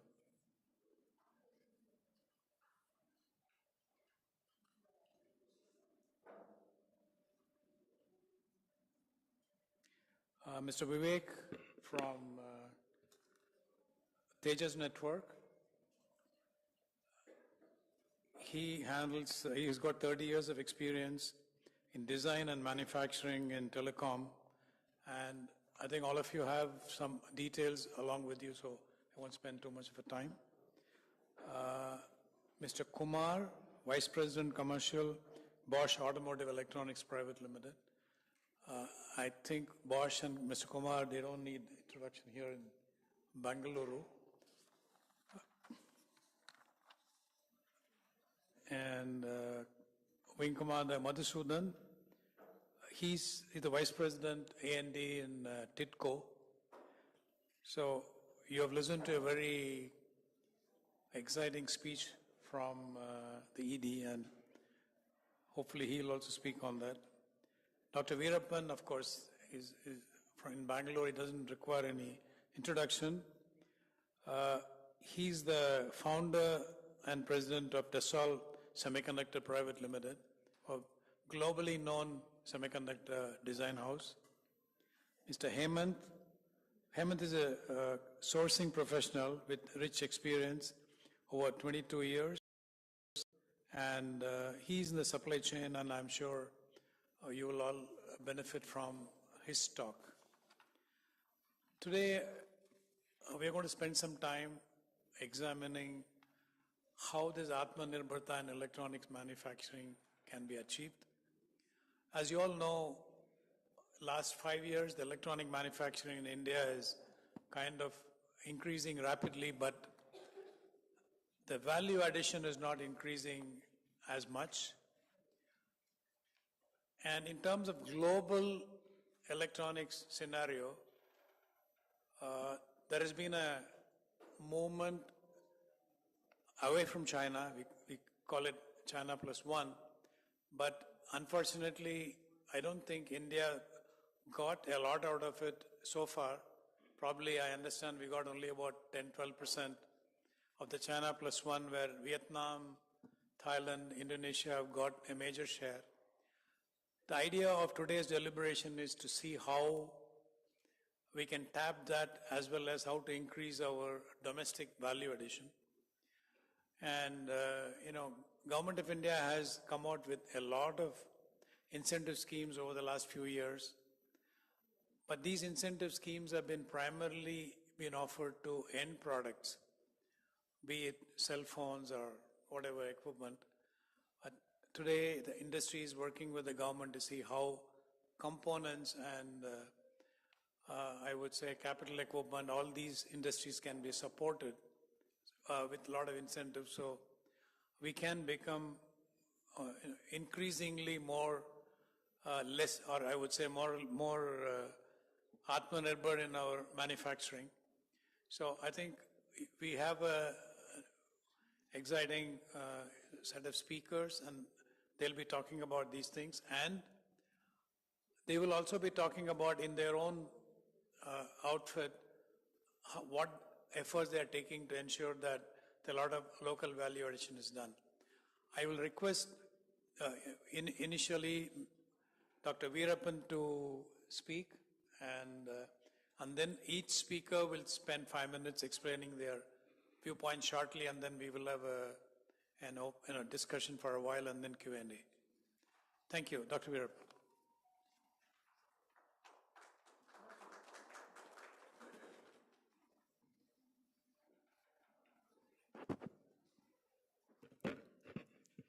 Good evening. It's 4:40. I think we are delayed by 13 minutes. So thank you, Mr. Ramchandran. Thank you, Elcia, for this opportunity. I have prepared some good slides, but for font of time, I thank you also to help me to prepare the slide. The slide is almost 43 numbers.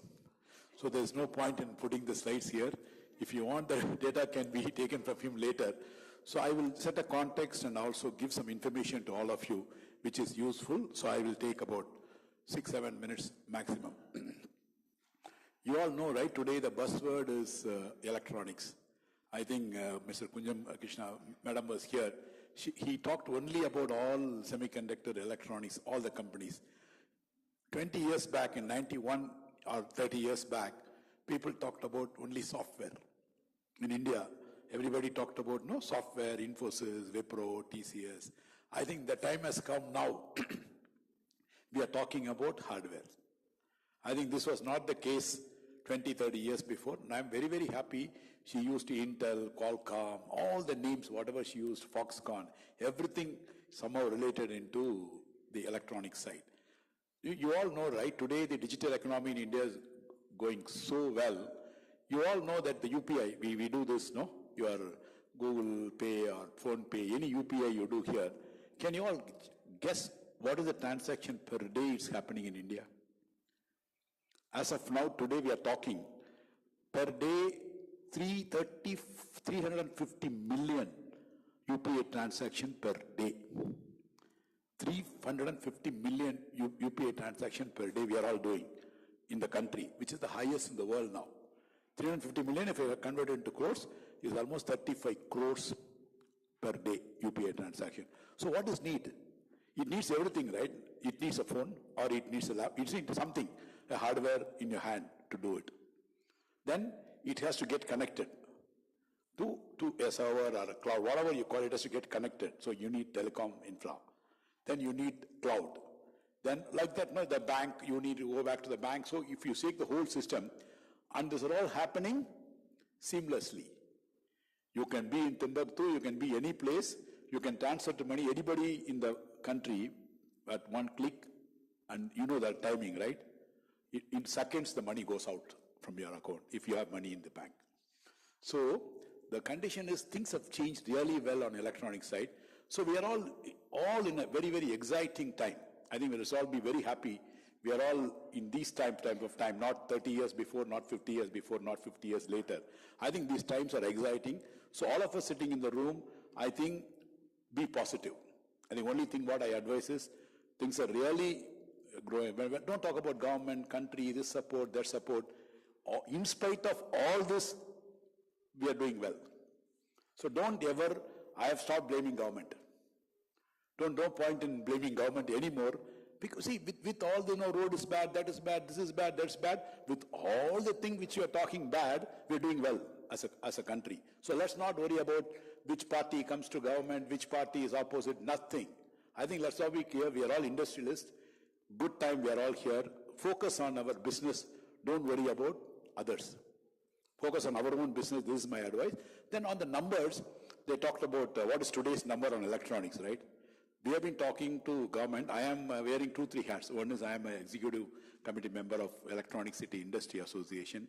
I am the chairman of Electronic City Industrial Township, and I am also vice chairman of India Electronic Semiconductor Association, IESA. So with all this in mind, we have been telling the government for the last 20 years, guys, please wake up. If you are allowing electronics to be imported like this, I just want to tell some good facts to all of you. Most of we are talking about components, right? No, all the components, all the chips can come to inter-country without paying a duty. So zero duty. You can import any components or any ICs to India. Some specific things are not there, but we can zero duty. So what will allow manufacturing to happen in India? See, if you compare it to China or Taiwan, if I manufacture here,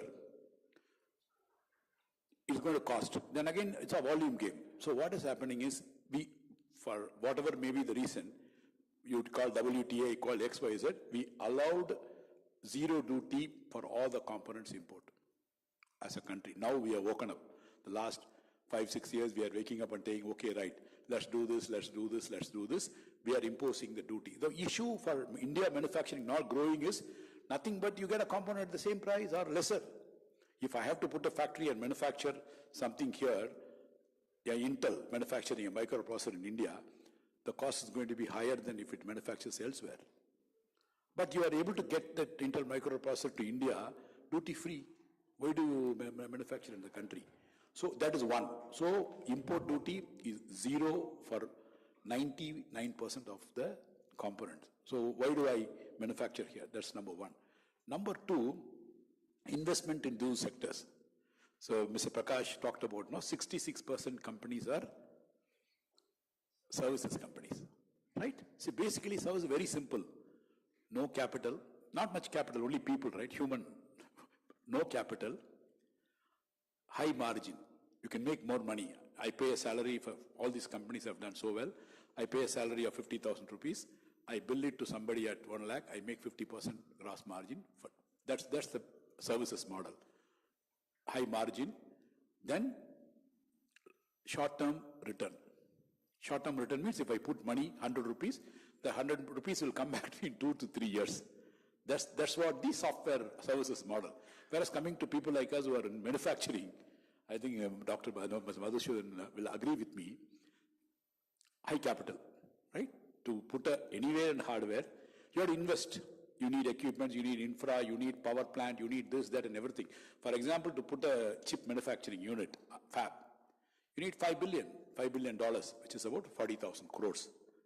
High capital, margins, because of world competitive, Taiwan, China, everywhere they're manufacturing, you can't sell it for a higher price, right? So obviously it will be low margin, single digit. This hardware is not going to give a very high margin, it will give single digit margin, 9%, 8% margin, that is number 2. Number 3 is, if you put all this capital, you will not get back this money in 2-3 years. So ROI is 8 years, not 5 years, or 8 years. So what happens? Services with this manufacturing, high capital, low margin, long-term return. So what happened? None of the investors are willing to bet onto this sector. As a manufacturing, right? Why should I put this much of money instead of I start a service company and do this and make more money? Business, it makes more business sense. So number 2 is people are not willing to put money. This is earlier. These are all the main reasons. Import duty plus these are all the reasons. Now what has happened? Things have changed. I think thanks to the government, each government has woken up now. They're telling, we have to bring in manufacturing to India. If we import, we have told the government, which is the largest import today. You all know which is the largest import today is crude oil. Crude oil is the largest import of the country. If we are telling the government, boss, if you are not allowing the manufacturing, electronics manufacturing to happen in the country, in the next couple of years, the highest import will be in electronics. We are going to cross crude oil. That the government has woken up. The moment that word is told, that we have clearly woken up that we have to allow manufacturing to come to the country. You can see a lot of initiatives. Now we talked about PLI scheme, design scheme. Absolutely, the government has now really woken up and encouraging manufacturing in the country. Good things are happening. This is another 1 minute, sir. Okay. So things are really happening in the country. So we can all look forward. Wonderful policies have come out on the hardware segment. The next is, talking about me, I'm in the semiconductor industry. So chip, semiconductor IC, we talk. You name anything today. You take a phone or you take a LED screen or you take this, you take a mic. Nothing is without a chip. IC is there everywhere now. Electric vehicle, or UK, name a car, you name anything today without semiconductor IC. There's no product in the market today. You can't live. We have come to that stage. In India is consuming how much? We are talking about $300 billion electronics being consumed. We make IC out of India? Chip is there everywhere. Do we make IC out of India? Such a big country, 140 crore people, XYZ, we have so much of wonderful industries.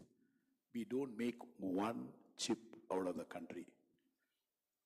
Shame on us. We don't make one chip. We don't have a fab. We have a couple of non-commercial fab, which is, one is SCL, Semiconductor Complex Limited, and we only have PEL. They are all outdated technology fab. So all the chip in the country are imported. ICs, component guys will agree with me. We import every single IC to the country. I think this has to change one day. We have been trying for the last 20 years. We have to bring a fab to the country. Till now, we have not succeeded to bring a fab to the country, but the ecosystem has come. That is the topic. We have wonderful ecosystem. Beyond that, like Tessol, we have post-wafer testing companies. We have design, fantastic design. I want to talk about design. All the designs are happening out of India. All the chip are embedded. Any product design is happening out of India. Intel, for example, all the microprocessor design, they have the largest design center in the world in India. Most of these companies. Take Qualcomm, take all these companies. So the brain, the design is happening out of India. The brain is out of India. Then post-design, after the wafer is manufactured, we have tests in India. After the test, then we don't have a packaging. After the test, we don't have packaging. Packaging are coming up now. Couple of ATM, OSATs are announced. That's coming up. The next is we have a wonderful EMS. After that, you need electronic manufacturing, like Tescom. Tescom in one size like that. We have Foxconn. Name anybody. We have that EMS facilities in the country. Chennai has got, I think they're leading the EMS companies. All that. See, Apple manufacturing now. iPhone 15 is out of India. Whatever name in way, the manufacturing will be happen out of India. Tata is in big time. So we have EMS. We have next is post EMS is the product assembly. That India is going strong. So finally, you have to put it into system. So system is strong, but again, we don't have a single PCB manufacturing, large volume PCB. A printed circuit board, we have a small volume. We can manufacture up to 4 layers out of the country in large volume. We can manufacture 20 or 30 layers out of the country at volume of hundreds. But we are talking all these products need millions and millions of high-end PCBs. As a country, we don't have a PCB manufacturing plant. I'm just setting the context that still a long way to go on manufacturing, but at least the government has allowed us to start. All of us are now talking about hardware. Good time. With this words, I think I'll set the context. We are all at exciting times. All the best. Thanks for the opportunity. Thank you, sir. Thank you very much. Please go ahead.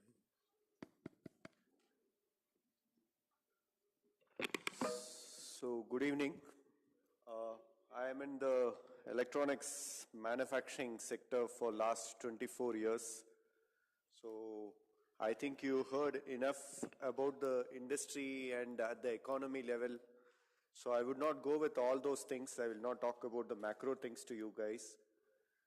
What is important is to share the experience as Bosch-like company on electronics and what do we face and where is that gap which we see, which maybe each one of us can pitch in and contribute. Before I set the context, this source in India, I was there a couple of times. I think it's an excellent platform, well utilized by Tamil Nadu industries, especially the electronic industries. I would encourage the Bangalore and the Karnataka also to venture there. It's a one-day event. Just participate, put your top people there. I think it gets a lot of benefit and gets a lot of traction. And I am sharing this from the experience from an MNC. I'm not sharing it for sake of promoting a source in India because we have moved a long way through. We have some real examples on localizing those things which is impossible to localize in India. We could get it done. Now coming to the electronic manufacturing, like what Mrs. Gunjan Krishna said and Mr. Veerappan said, the EMS value add is around about 5%. When it comes to a product company like us, which supplies electronics to OEM, we are talking about anywhere between 20 to 25% as a value add at the factory price. So the PLI on the vehicle level is definitely helping us to bring the product level localization, and this is what the government is pushing, and this is what we are also supporting together with the government. And when we come to our level, we see that many of the mechanical parts, basically whether it is the alu die cast or a plastic or an electromechanical, most of it we are able to get it localized. And there, especially with metal, I think India is around about 80-85% local content, which is good even for our PLI. When it comes to the electromechanical and other components, though we talk that it is localized, the import content is significantly high. So when we talk about a component, we talk only about finishing the component in India. But when you see the content inside that component, for example, if you take a heat-resistant electromechanical plastic connector, the plastic is still imported. So no matter when the connector can be localized and it might cost 100 rupees, for example, when I remove the imported plastics out and see what is the value addition this country is making, that is still ranging in 25 to 30%. So, and we did talk about PCB. Yes, PCB market is limited. Now, even in PCB, even if you bring all the suppliers to India, still you will not reach more than 15-20% in localization. The value add can be only 15-20% because still the base material, the substracts, everything has to be imported. So this is the real scenario of India. And what is needed for today's point of view, in my opinion, is first is MSMEs are the backbone for this industry. And so far, MSMEs' full potential in order to tap it. One thing what we can do is these MSMEs getting into a collaboration mode. So when we are talking about PLI, when we are talking about Make in India, there is a lot of potential to increase our localization content, but there are certain technologies which is not available in India. There are certain material content which is not available in India. So that is where I see MSMEs could step in, maybe through a collaboration with the companies which do such things abroad, bring it here and then see how you can make a powerhouse here in India. This is the one piece which I would leave as one of the most important element which MSMEs should focus on is the collaboration, and that is where this platform like Source in India would help you to bring the big suppliers as well as all of you, all of us, to see where is that collaboration which we can create, where we can tap these sources, where we can tap these technologies, competencies, so that these people who have certain entry barriers from certain countries are also able to partner and use this market through you guys. So this is my main vision or thinking for this topic. I would like to stick to my time because I also have to leave at 5 o'clock. So I hope you all join, come together, and we make a better future, not only talking at the component level, but also at the base material level, because that is essential. If that doesn't come, it doesn't make you competitive, and that is my request that we all find a solution together. Thank you. Mr. Vivek?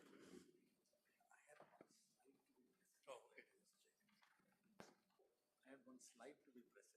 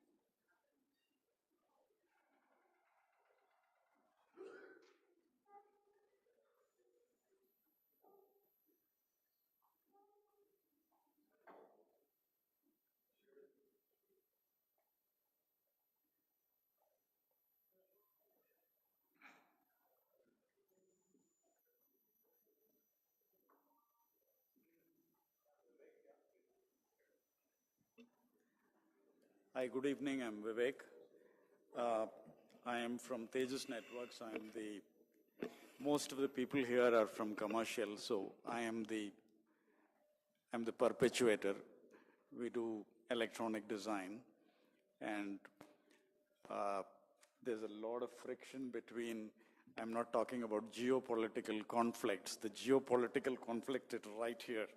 So most of my sourcing counterparts no longer are friends with me, because you know what, after everything is done, everything is bought, there's some designer goes and changes some resistor or some capacitor and everything goes for a toss. So I am the perp standing here, and I apologize for all the trouble that your designers have put you through. So a couple of things that I wanted to bring up from the previous discussion. One was Dr. Veerappan said we don't make any chips here. I want to tell you we don't even make solder paste. Chip is a far off thing, right? We don't make solder paste. So I'm not a great fan of quote unquote manufacturing, because personally for me the IP development is very important. Manufacturing is somebody tells you turn a screw or whatever, however complex it may be, it still doesn't cut it as far as I'm concerned. So I'm looking more at IP development rather than just manufacturing. And I want to give you a brief of what we see in terms of electronic components at my company. And this is specifically for a large customer order, what is the kind of component split that we see? I'll just go through this. Okay. Now, about 35% of components are sole source Class A semiconductor components by cost. Let's say I have to ship $100 worth of a product. $35 is Class A sole source semiconductor components. None of that is manufactured here. Not even close. Nothing about it. Then there are cables and accessories based on what it is. Some of it is made here, or quite a lot of it is made here. Some of them, there are very large companies that make all this. And that is quite good. Then you have Class B semiconductors, the discretes, PCBs, memory connectors, timings, optics. Not even heat sinks are manufactured here. There's no know-how to make heat sinks.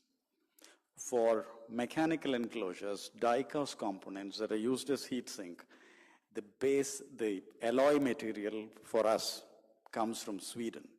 And then somebody die-casts it.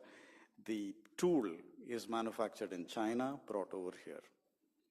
So in this entire thing that we design, whatever telecom stuff that we design at Tejas, I consider ourselves just system integrators. We get a lot of bricks, a lot of cement. The design of the house is ours, but we really don't know what components are used to build it. And we really don't know how those components are built. I cannot, for example, figure out why a Chinese PCB is 8x lower cost than a PCB that I can get at Hosur. It is 8x. I have no idea why. The material is made by Rogers or whoever else. The chemicals are made by somebody else. The process is the same, but a Chinese PCB is 8x lower cost. And nobody can figure out why. So when we say manufacturing, we seem to have lost the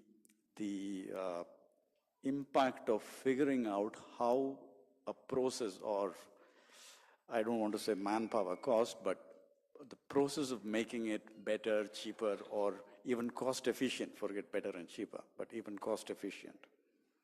So, and I put up this slide because 80% of these components are imported. The process knowledge is imported. The machines to make these, whatever products that we make, are imported. So we just follow rote instruction to get these done. And that is the change that I really want to see. That from importing know-how, can we get it done here? We have a special case of a heat sink gel. It is ceramic mixed with some silicone oil. And that is imported. And we imported by the hundreds of tons because heat sinks or thermal management today is your biggest problem in any electronics. So my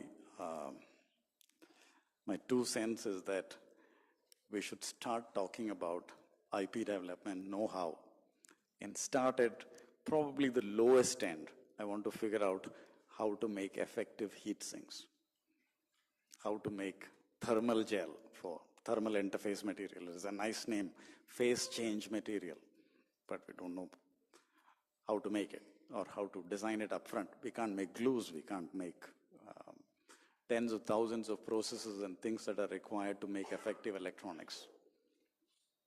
And that's about what I wanted to say. Thank you.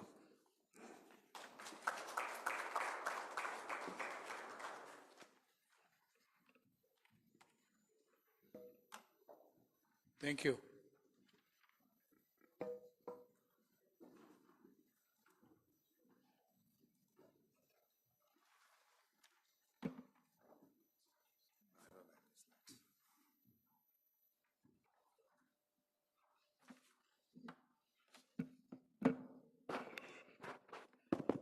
Hey, good evening, gentlemen. I'm Hemant. I lead the supply chain team in India for Applied Materials. For those of you who don't know Applied Materials is world's #1 company in equipment manufacture for semiconductor business.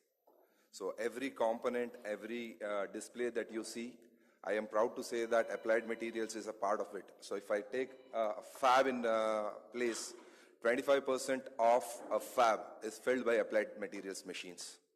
So that in mind, applied materials, when we are talking about it, is all, when we started thinking about during the COVID time, until then the government was talking about gold, petrol is what the focus area was, as one of the panelists mentioned.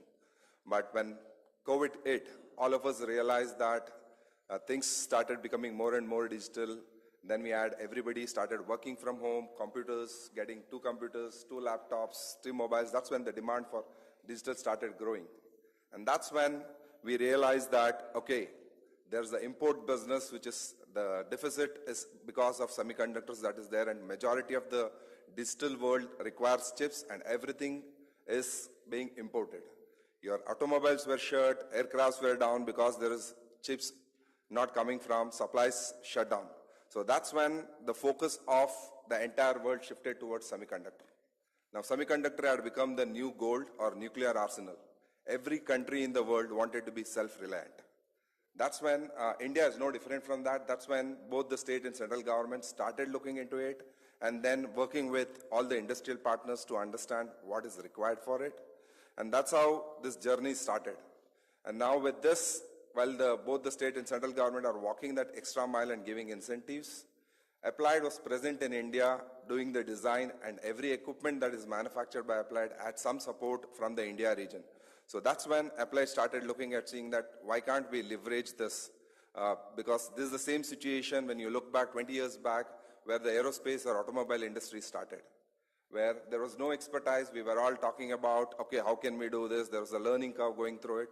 So Applied said, okay, we have this mature industry of aerospace, healthcare, defense systems, so why don't we leverage that? That's when we started looking into the supplier base, and now we are exploring more and more suppliers to see how we can leverage their expertise and leverage them in the semiconductor industry. Now, we are working with few of our supplier partners. While we talk to the government, we are working closely with our supplier partners across the globe, trying to bring them into India, walking through different states, seeing what incentives being offered, how we can leverage them to deliver this or enable the ecosystem in the region. So we are very closely working with both state and central governments. As we speak, I have at least 5 to 6 suppliers evaluating each of these countries' states' requirements, and then trying to see where there can be potential in that. So my request to all of you is, like Mr. Prakash mentioned, this is the time for change, and if you want to bring change, dream big. If you want to be that, I would say, bring the drive in it, start thinking it, take that bold steps and see how we can partner and see how we can enhance your technical capabilities which you already have to meet the semiconductor. Do some homework with respect to what a semiconductor industry requires, what are the needs, and then look at the industry experts who can work with you and see we can definitely offer and look into if you guys have anything that can offer. Currently, if we see from Applied Materials, we are looking for suppliers in the region, both medium and large scale companies, small MSMEs, to see how we can partner with them. I know today, if I look back with any of the suppliers in India, is there a semiconductor ecosystem? Definitely not. But can we collaborate, partner, and look into it? Yes, definitely yes. So that's where we are looking at somebody who has an expertise, willingness to invest, have patience, and grow with us. We are more than happy to start working with you guys and see what is the opportunity that exists and where this collaboration can take us together.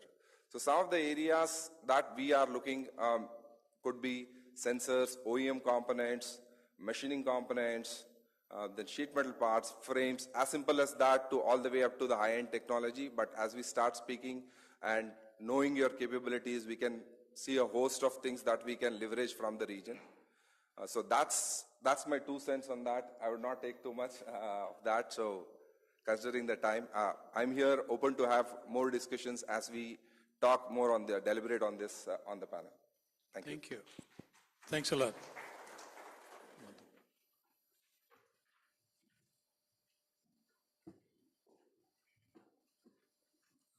Good evening, ladies and gentlemen. I'm a perfect misfit here for the simple reason that most of the people are manufacturers or suppliers. The event is about sourcing for electronics, and I represent the government, which was given a shake-up by Dr. Veerappan to wake up. And surprisingly, we woke up at Chennai and crossed the border, come here. So we are woken up, sir. He did mention that the buzzword is, and okay, as continuing with that, I'm a completely misfit because again, as was introduced by Mr. Ramchandran, that I am Vice President Aerospace and Defense in Tamil Nadu Industrial Development Corporation. It is not Electronics Development Corporation, it is Industrial Development Corporation. Vice President Aerospace and Defense. Aerospace and Defense has nothing to do with pure electronics manufacturing. So I keep to that I'm a complete misfit here. But we from the government of Tamil Nadu, when we identified that aerospace and defense sector is a key sector for our future, we stumbled upon the fact that the aerospace and defense is not a vertical. It's a horizontal. It has everything. It has mechanical, it has electronics, it has even textiles, name it, it is there. So if aerospace and defense could prosper, every vertical touching that can really prosper. And one of the largest vertical which contributes to this horizontal is natural electronics. If I can quote one of the famous statements of a past CEO of Citroën, he said that, am I making cars or am I building broadband wireless networks? Yes, gone are the days when we had, everything is electronics. For example, if I take Bosch automotive people are here, a high-end car today has 40,000 lines of codes. It's a codes, but what the codes go into electronics. If you take Boeing 787, it has about 12 million lines of codes. So that means it has so much electronics in it. So electronics is everything. And again, Dr. Veerappan said electronics is a buzzword today, but I beg to differ with him. It's not a buzzword today. When it comes to aerospace and defense, it was a buzzword for centuries. So the entire aerospace and defense, the edge, we moved away from the swords and spears thanks to precisely electronics. So we started focusing on aerospace and defense. But fortunately, this served as a springboard for cutting across all industries.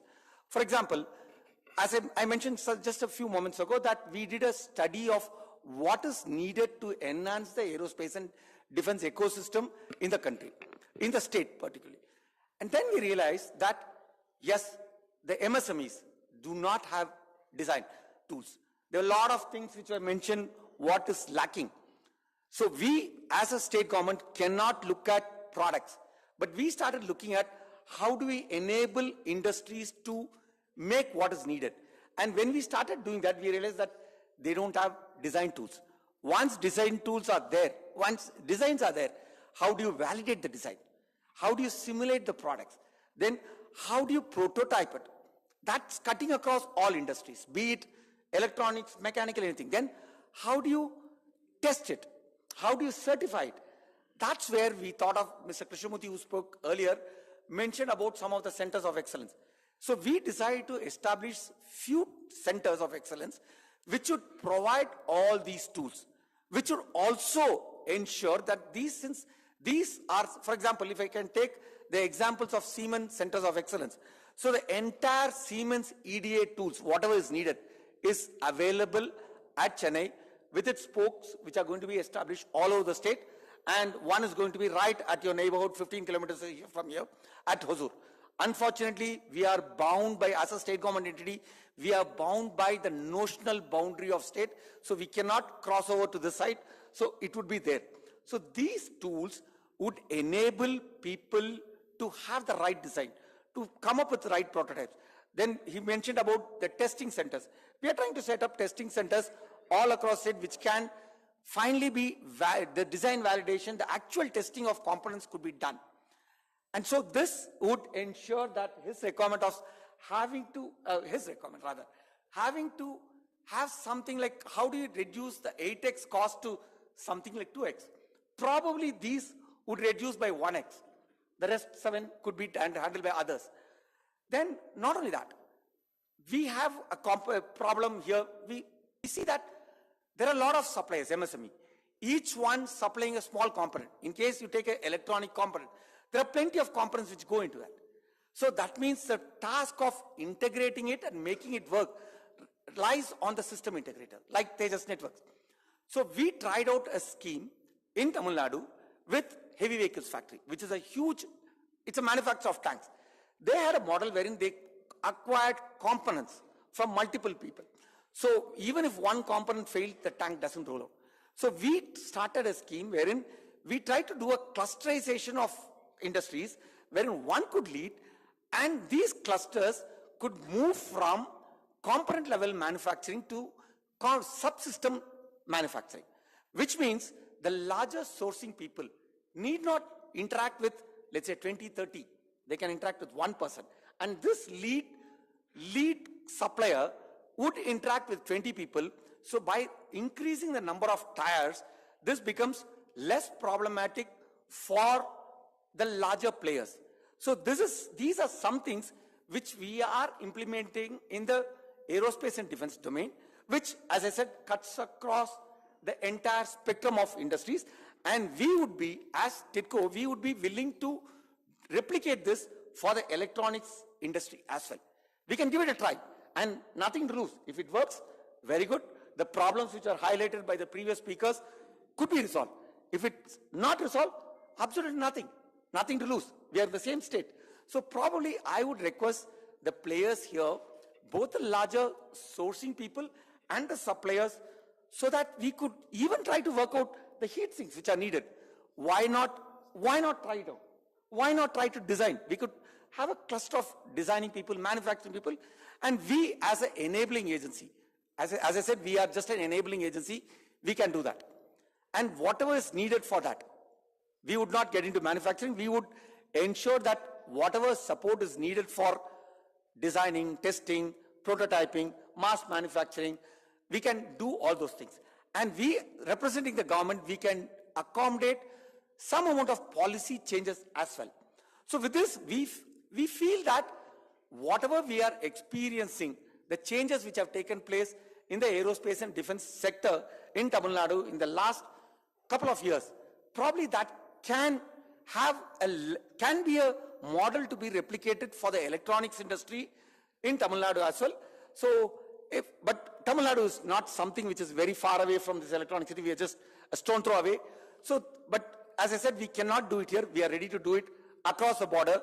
So I would welcome you to partner with us to ensure that this dream of trying to make electronics manufacturing in this country, in this region, a reality. And of course, we had people speaking about 1 trillion economy. Karnataka aspires for 1 trillion economy. We in Tamil Nadu also have an aspiration for 1 trillion economy. Yes, let's combine it and make it 2 trillion economy in this region. So let's work together. I think I kept my time, sir.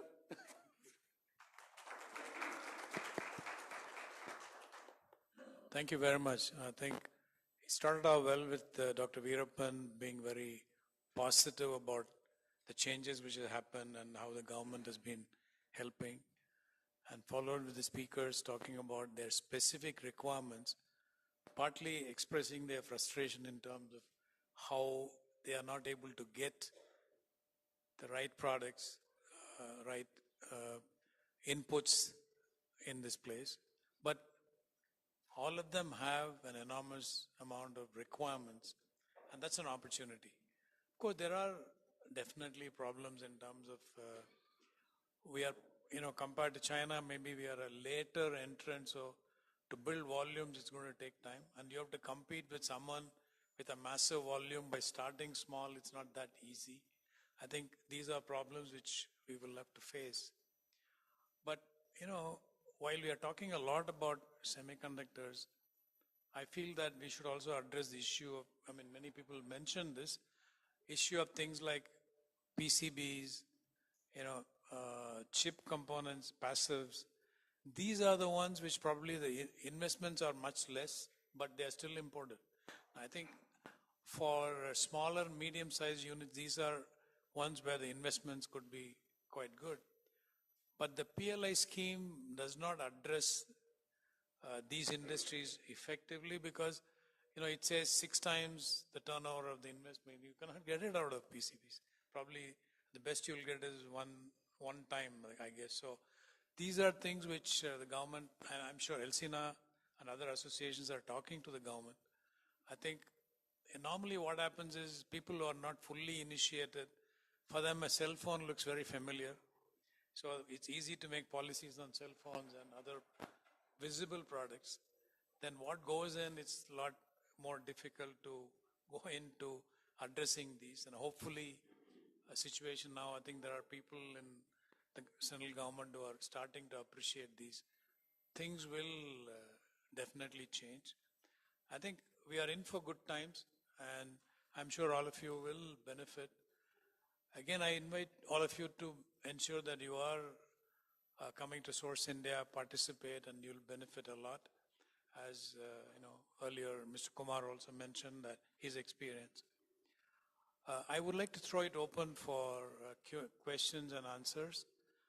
Please identify yourself, and I make a request that please don't make comments, just ask questions. It can be directed to anyone or the panel. We'll be very happy to answer those questions. Thank you.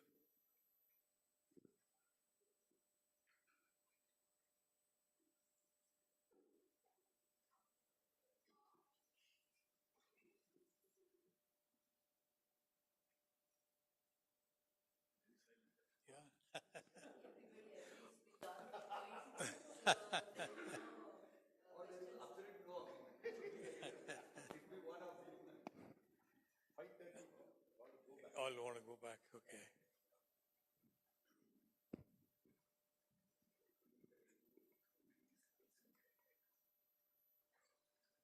No questions? Okay, I think we'll probably conclude. I think as we said that, a quick summary that there's a lot of potential and opportunities available for the industry.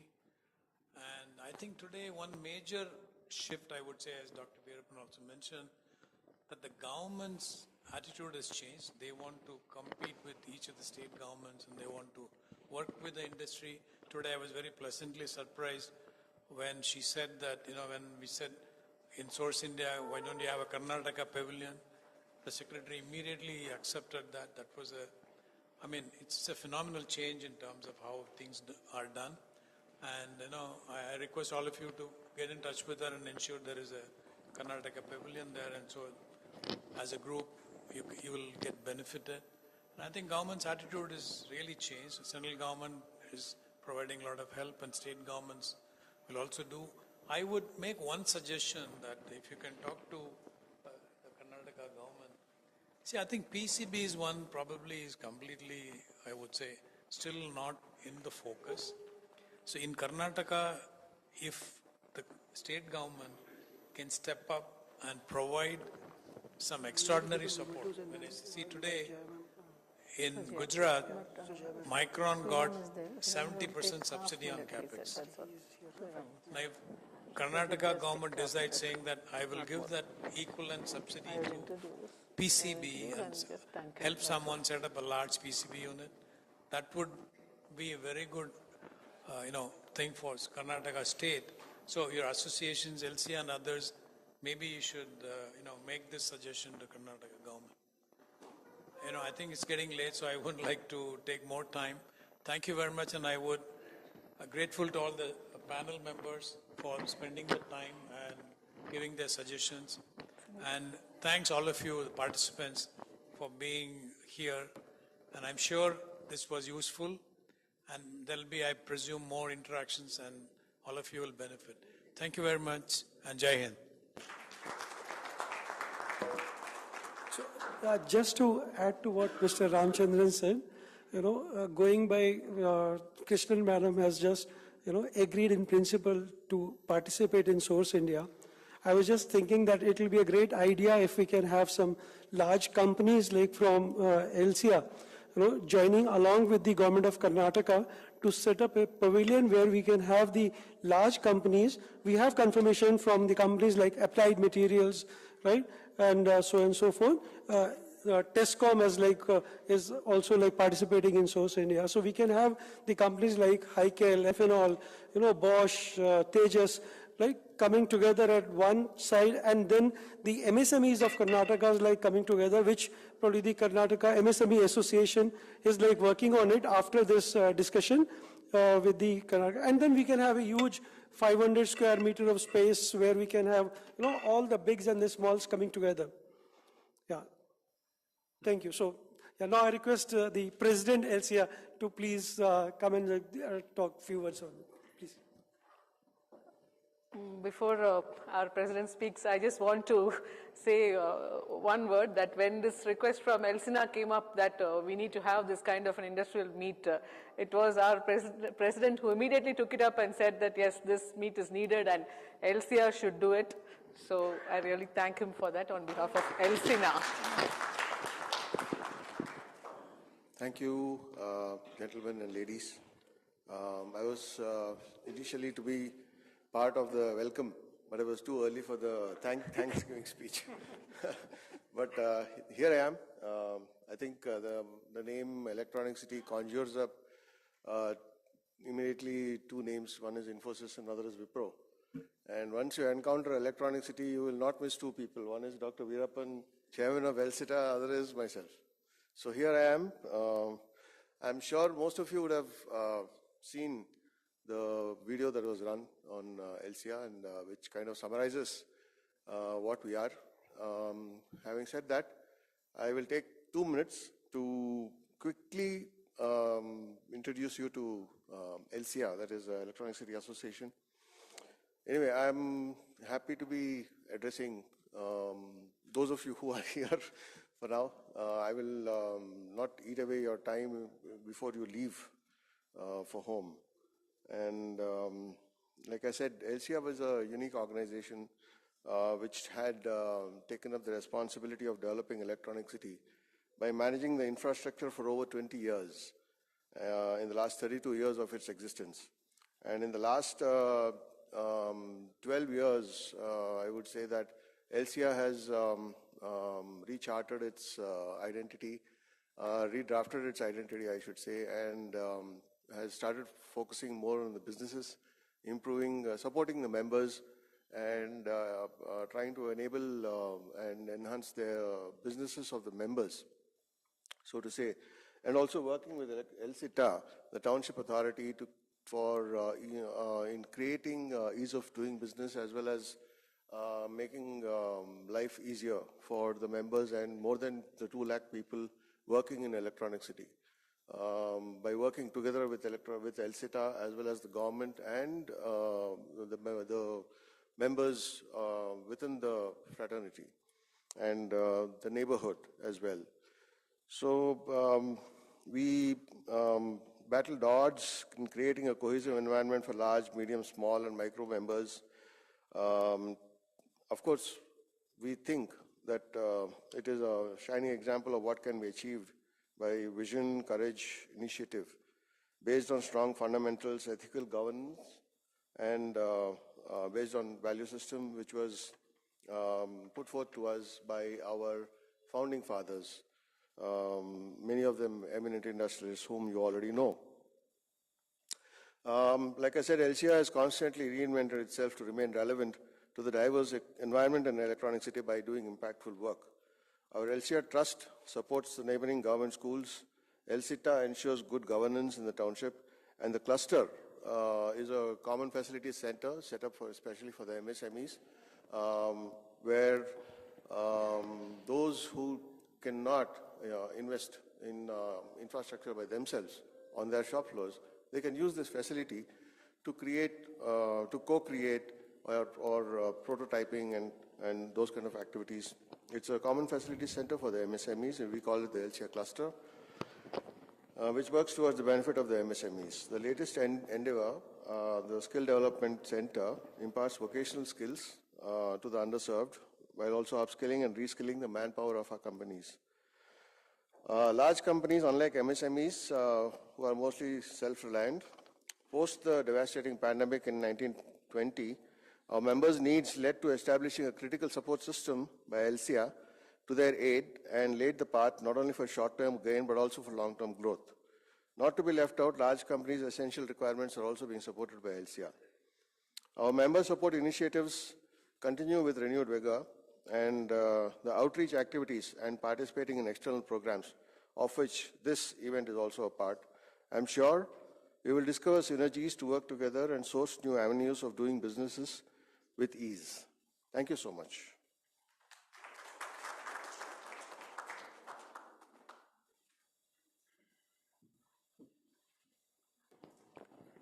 Thank you, Mr. Sriram, who is the fulcrum of all the industries under Elcia. Thanks a lot. Now, we would like to present mementos to our panelists.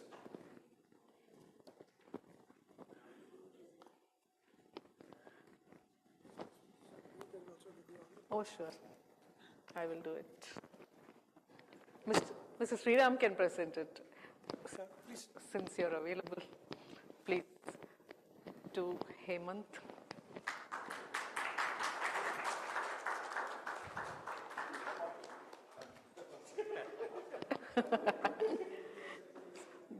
This is on behalf of Elcia. Sir. Yeah. To Mr. Madhusudan.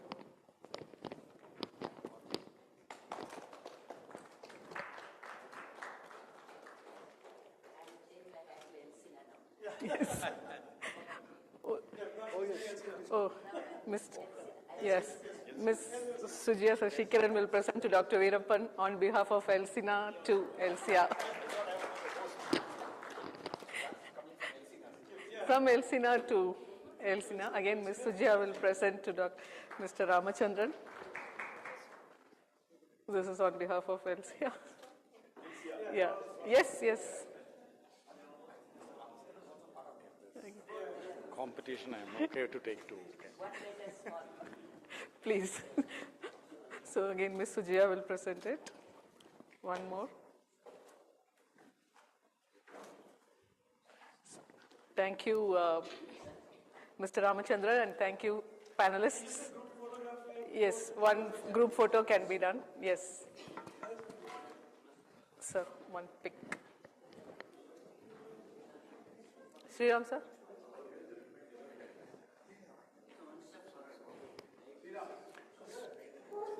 Sir.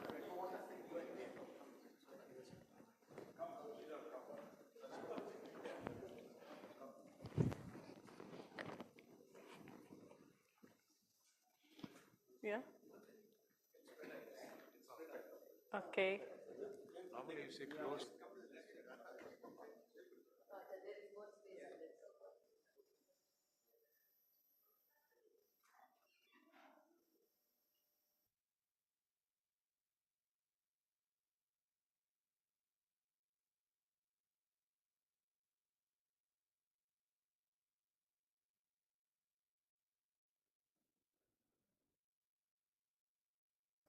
Sujya's company was involved in the Chandrayaan project, so Elcia is very proud about it. Please. Thank you, Nandini. We were involved in, our actuators were involved in Chandrayaan project, and today we are developing space debris mechanism with ISRO for space debris collection. We are very proud of doing that. So now the vote of thanks to everybody. First of all, we are all very excited about the $1 trillion economy.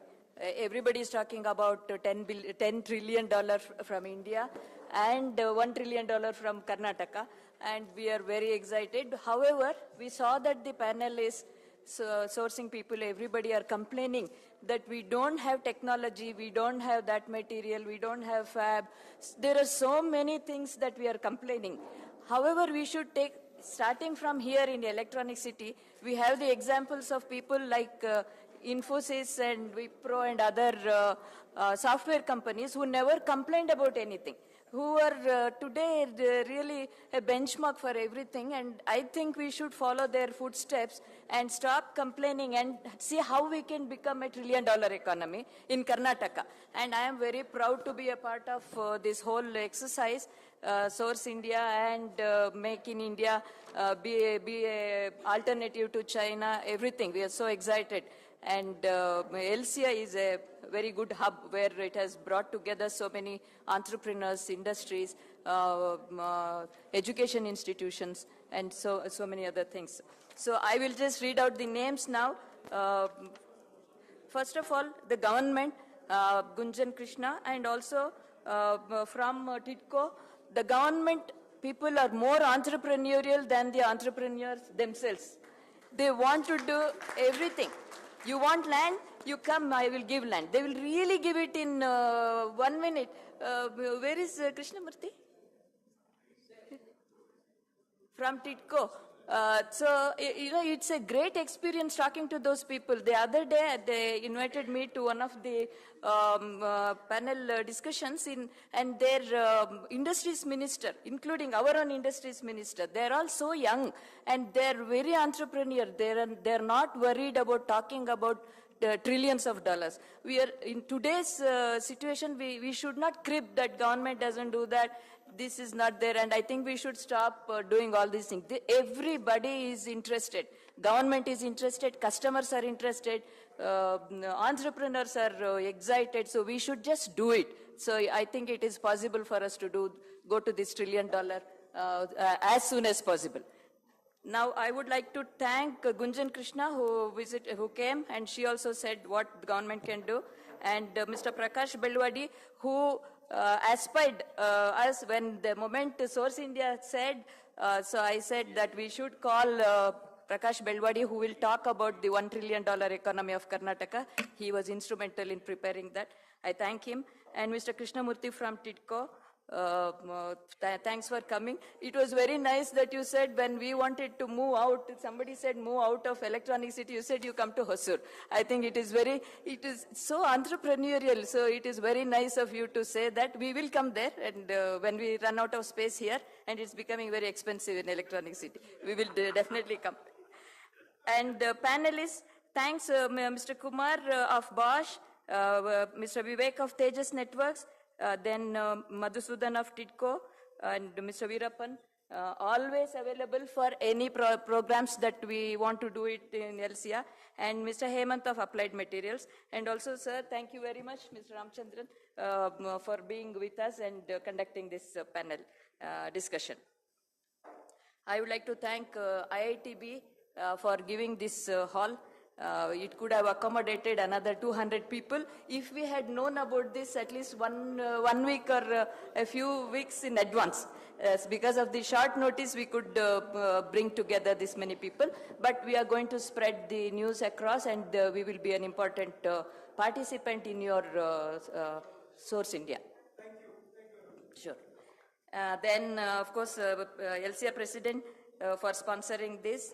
And all the participate, and Elsina, first of all, Elsina most important, and you have played a very important role in the Indian electronics industry segment. Thanks for coming to Elcia, and we want to emerge as an important destination for all the industries, mainly to participate in this $1 trillion from Karnataka and $10 trillion from India. So we are very excited about this. Thanks for coming. Thanks for spending your valuable time here with us. Thank you very much. Nandini. Nandini is our, she is the star of electronics in Elcia. She did a great job, and the Elcia team. No, but, okay. So thanks for giving this opportunity. It's my pleasure. It's my pleasure. Thanks to everyone for having come here. Please join us for high tea. It's being served in the first floor. Please join. Welcome.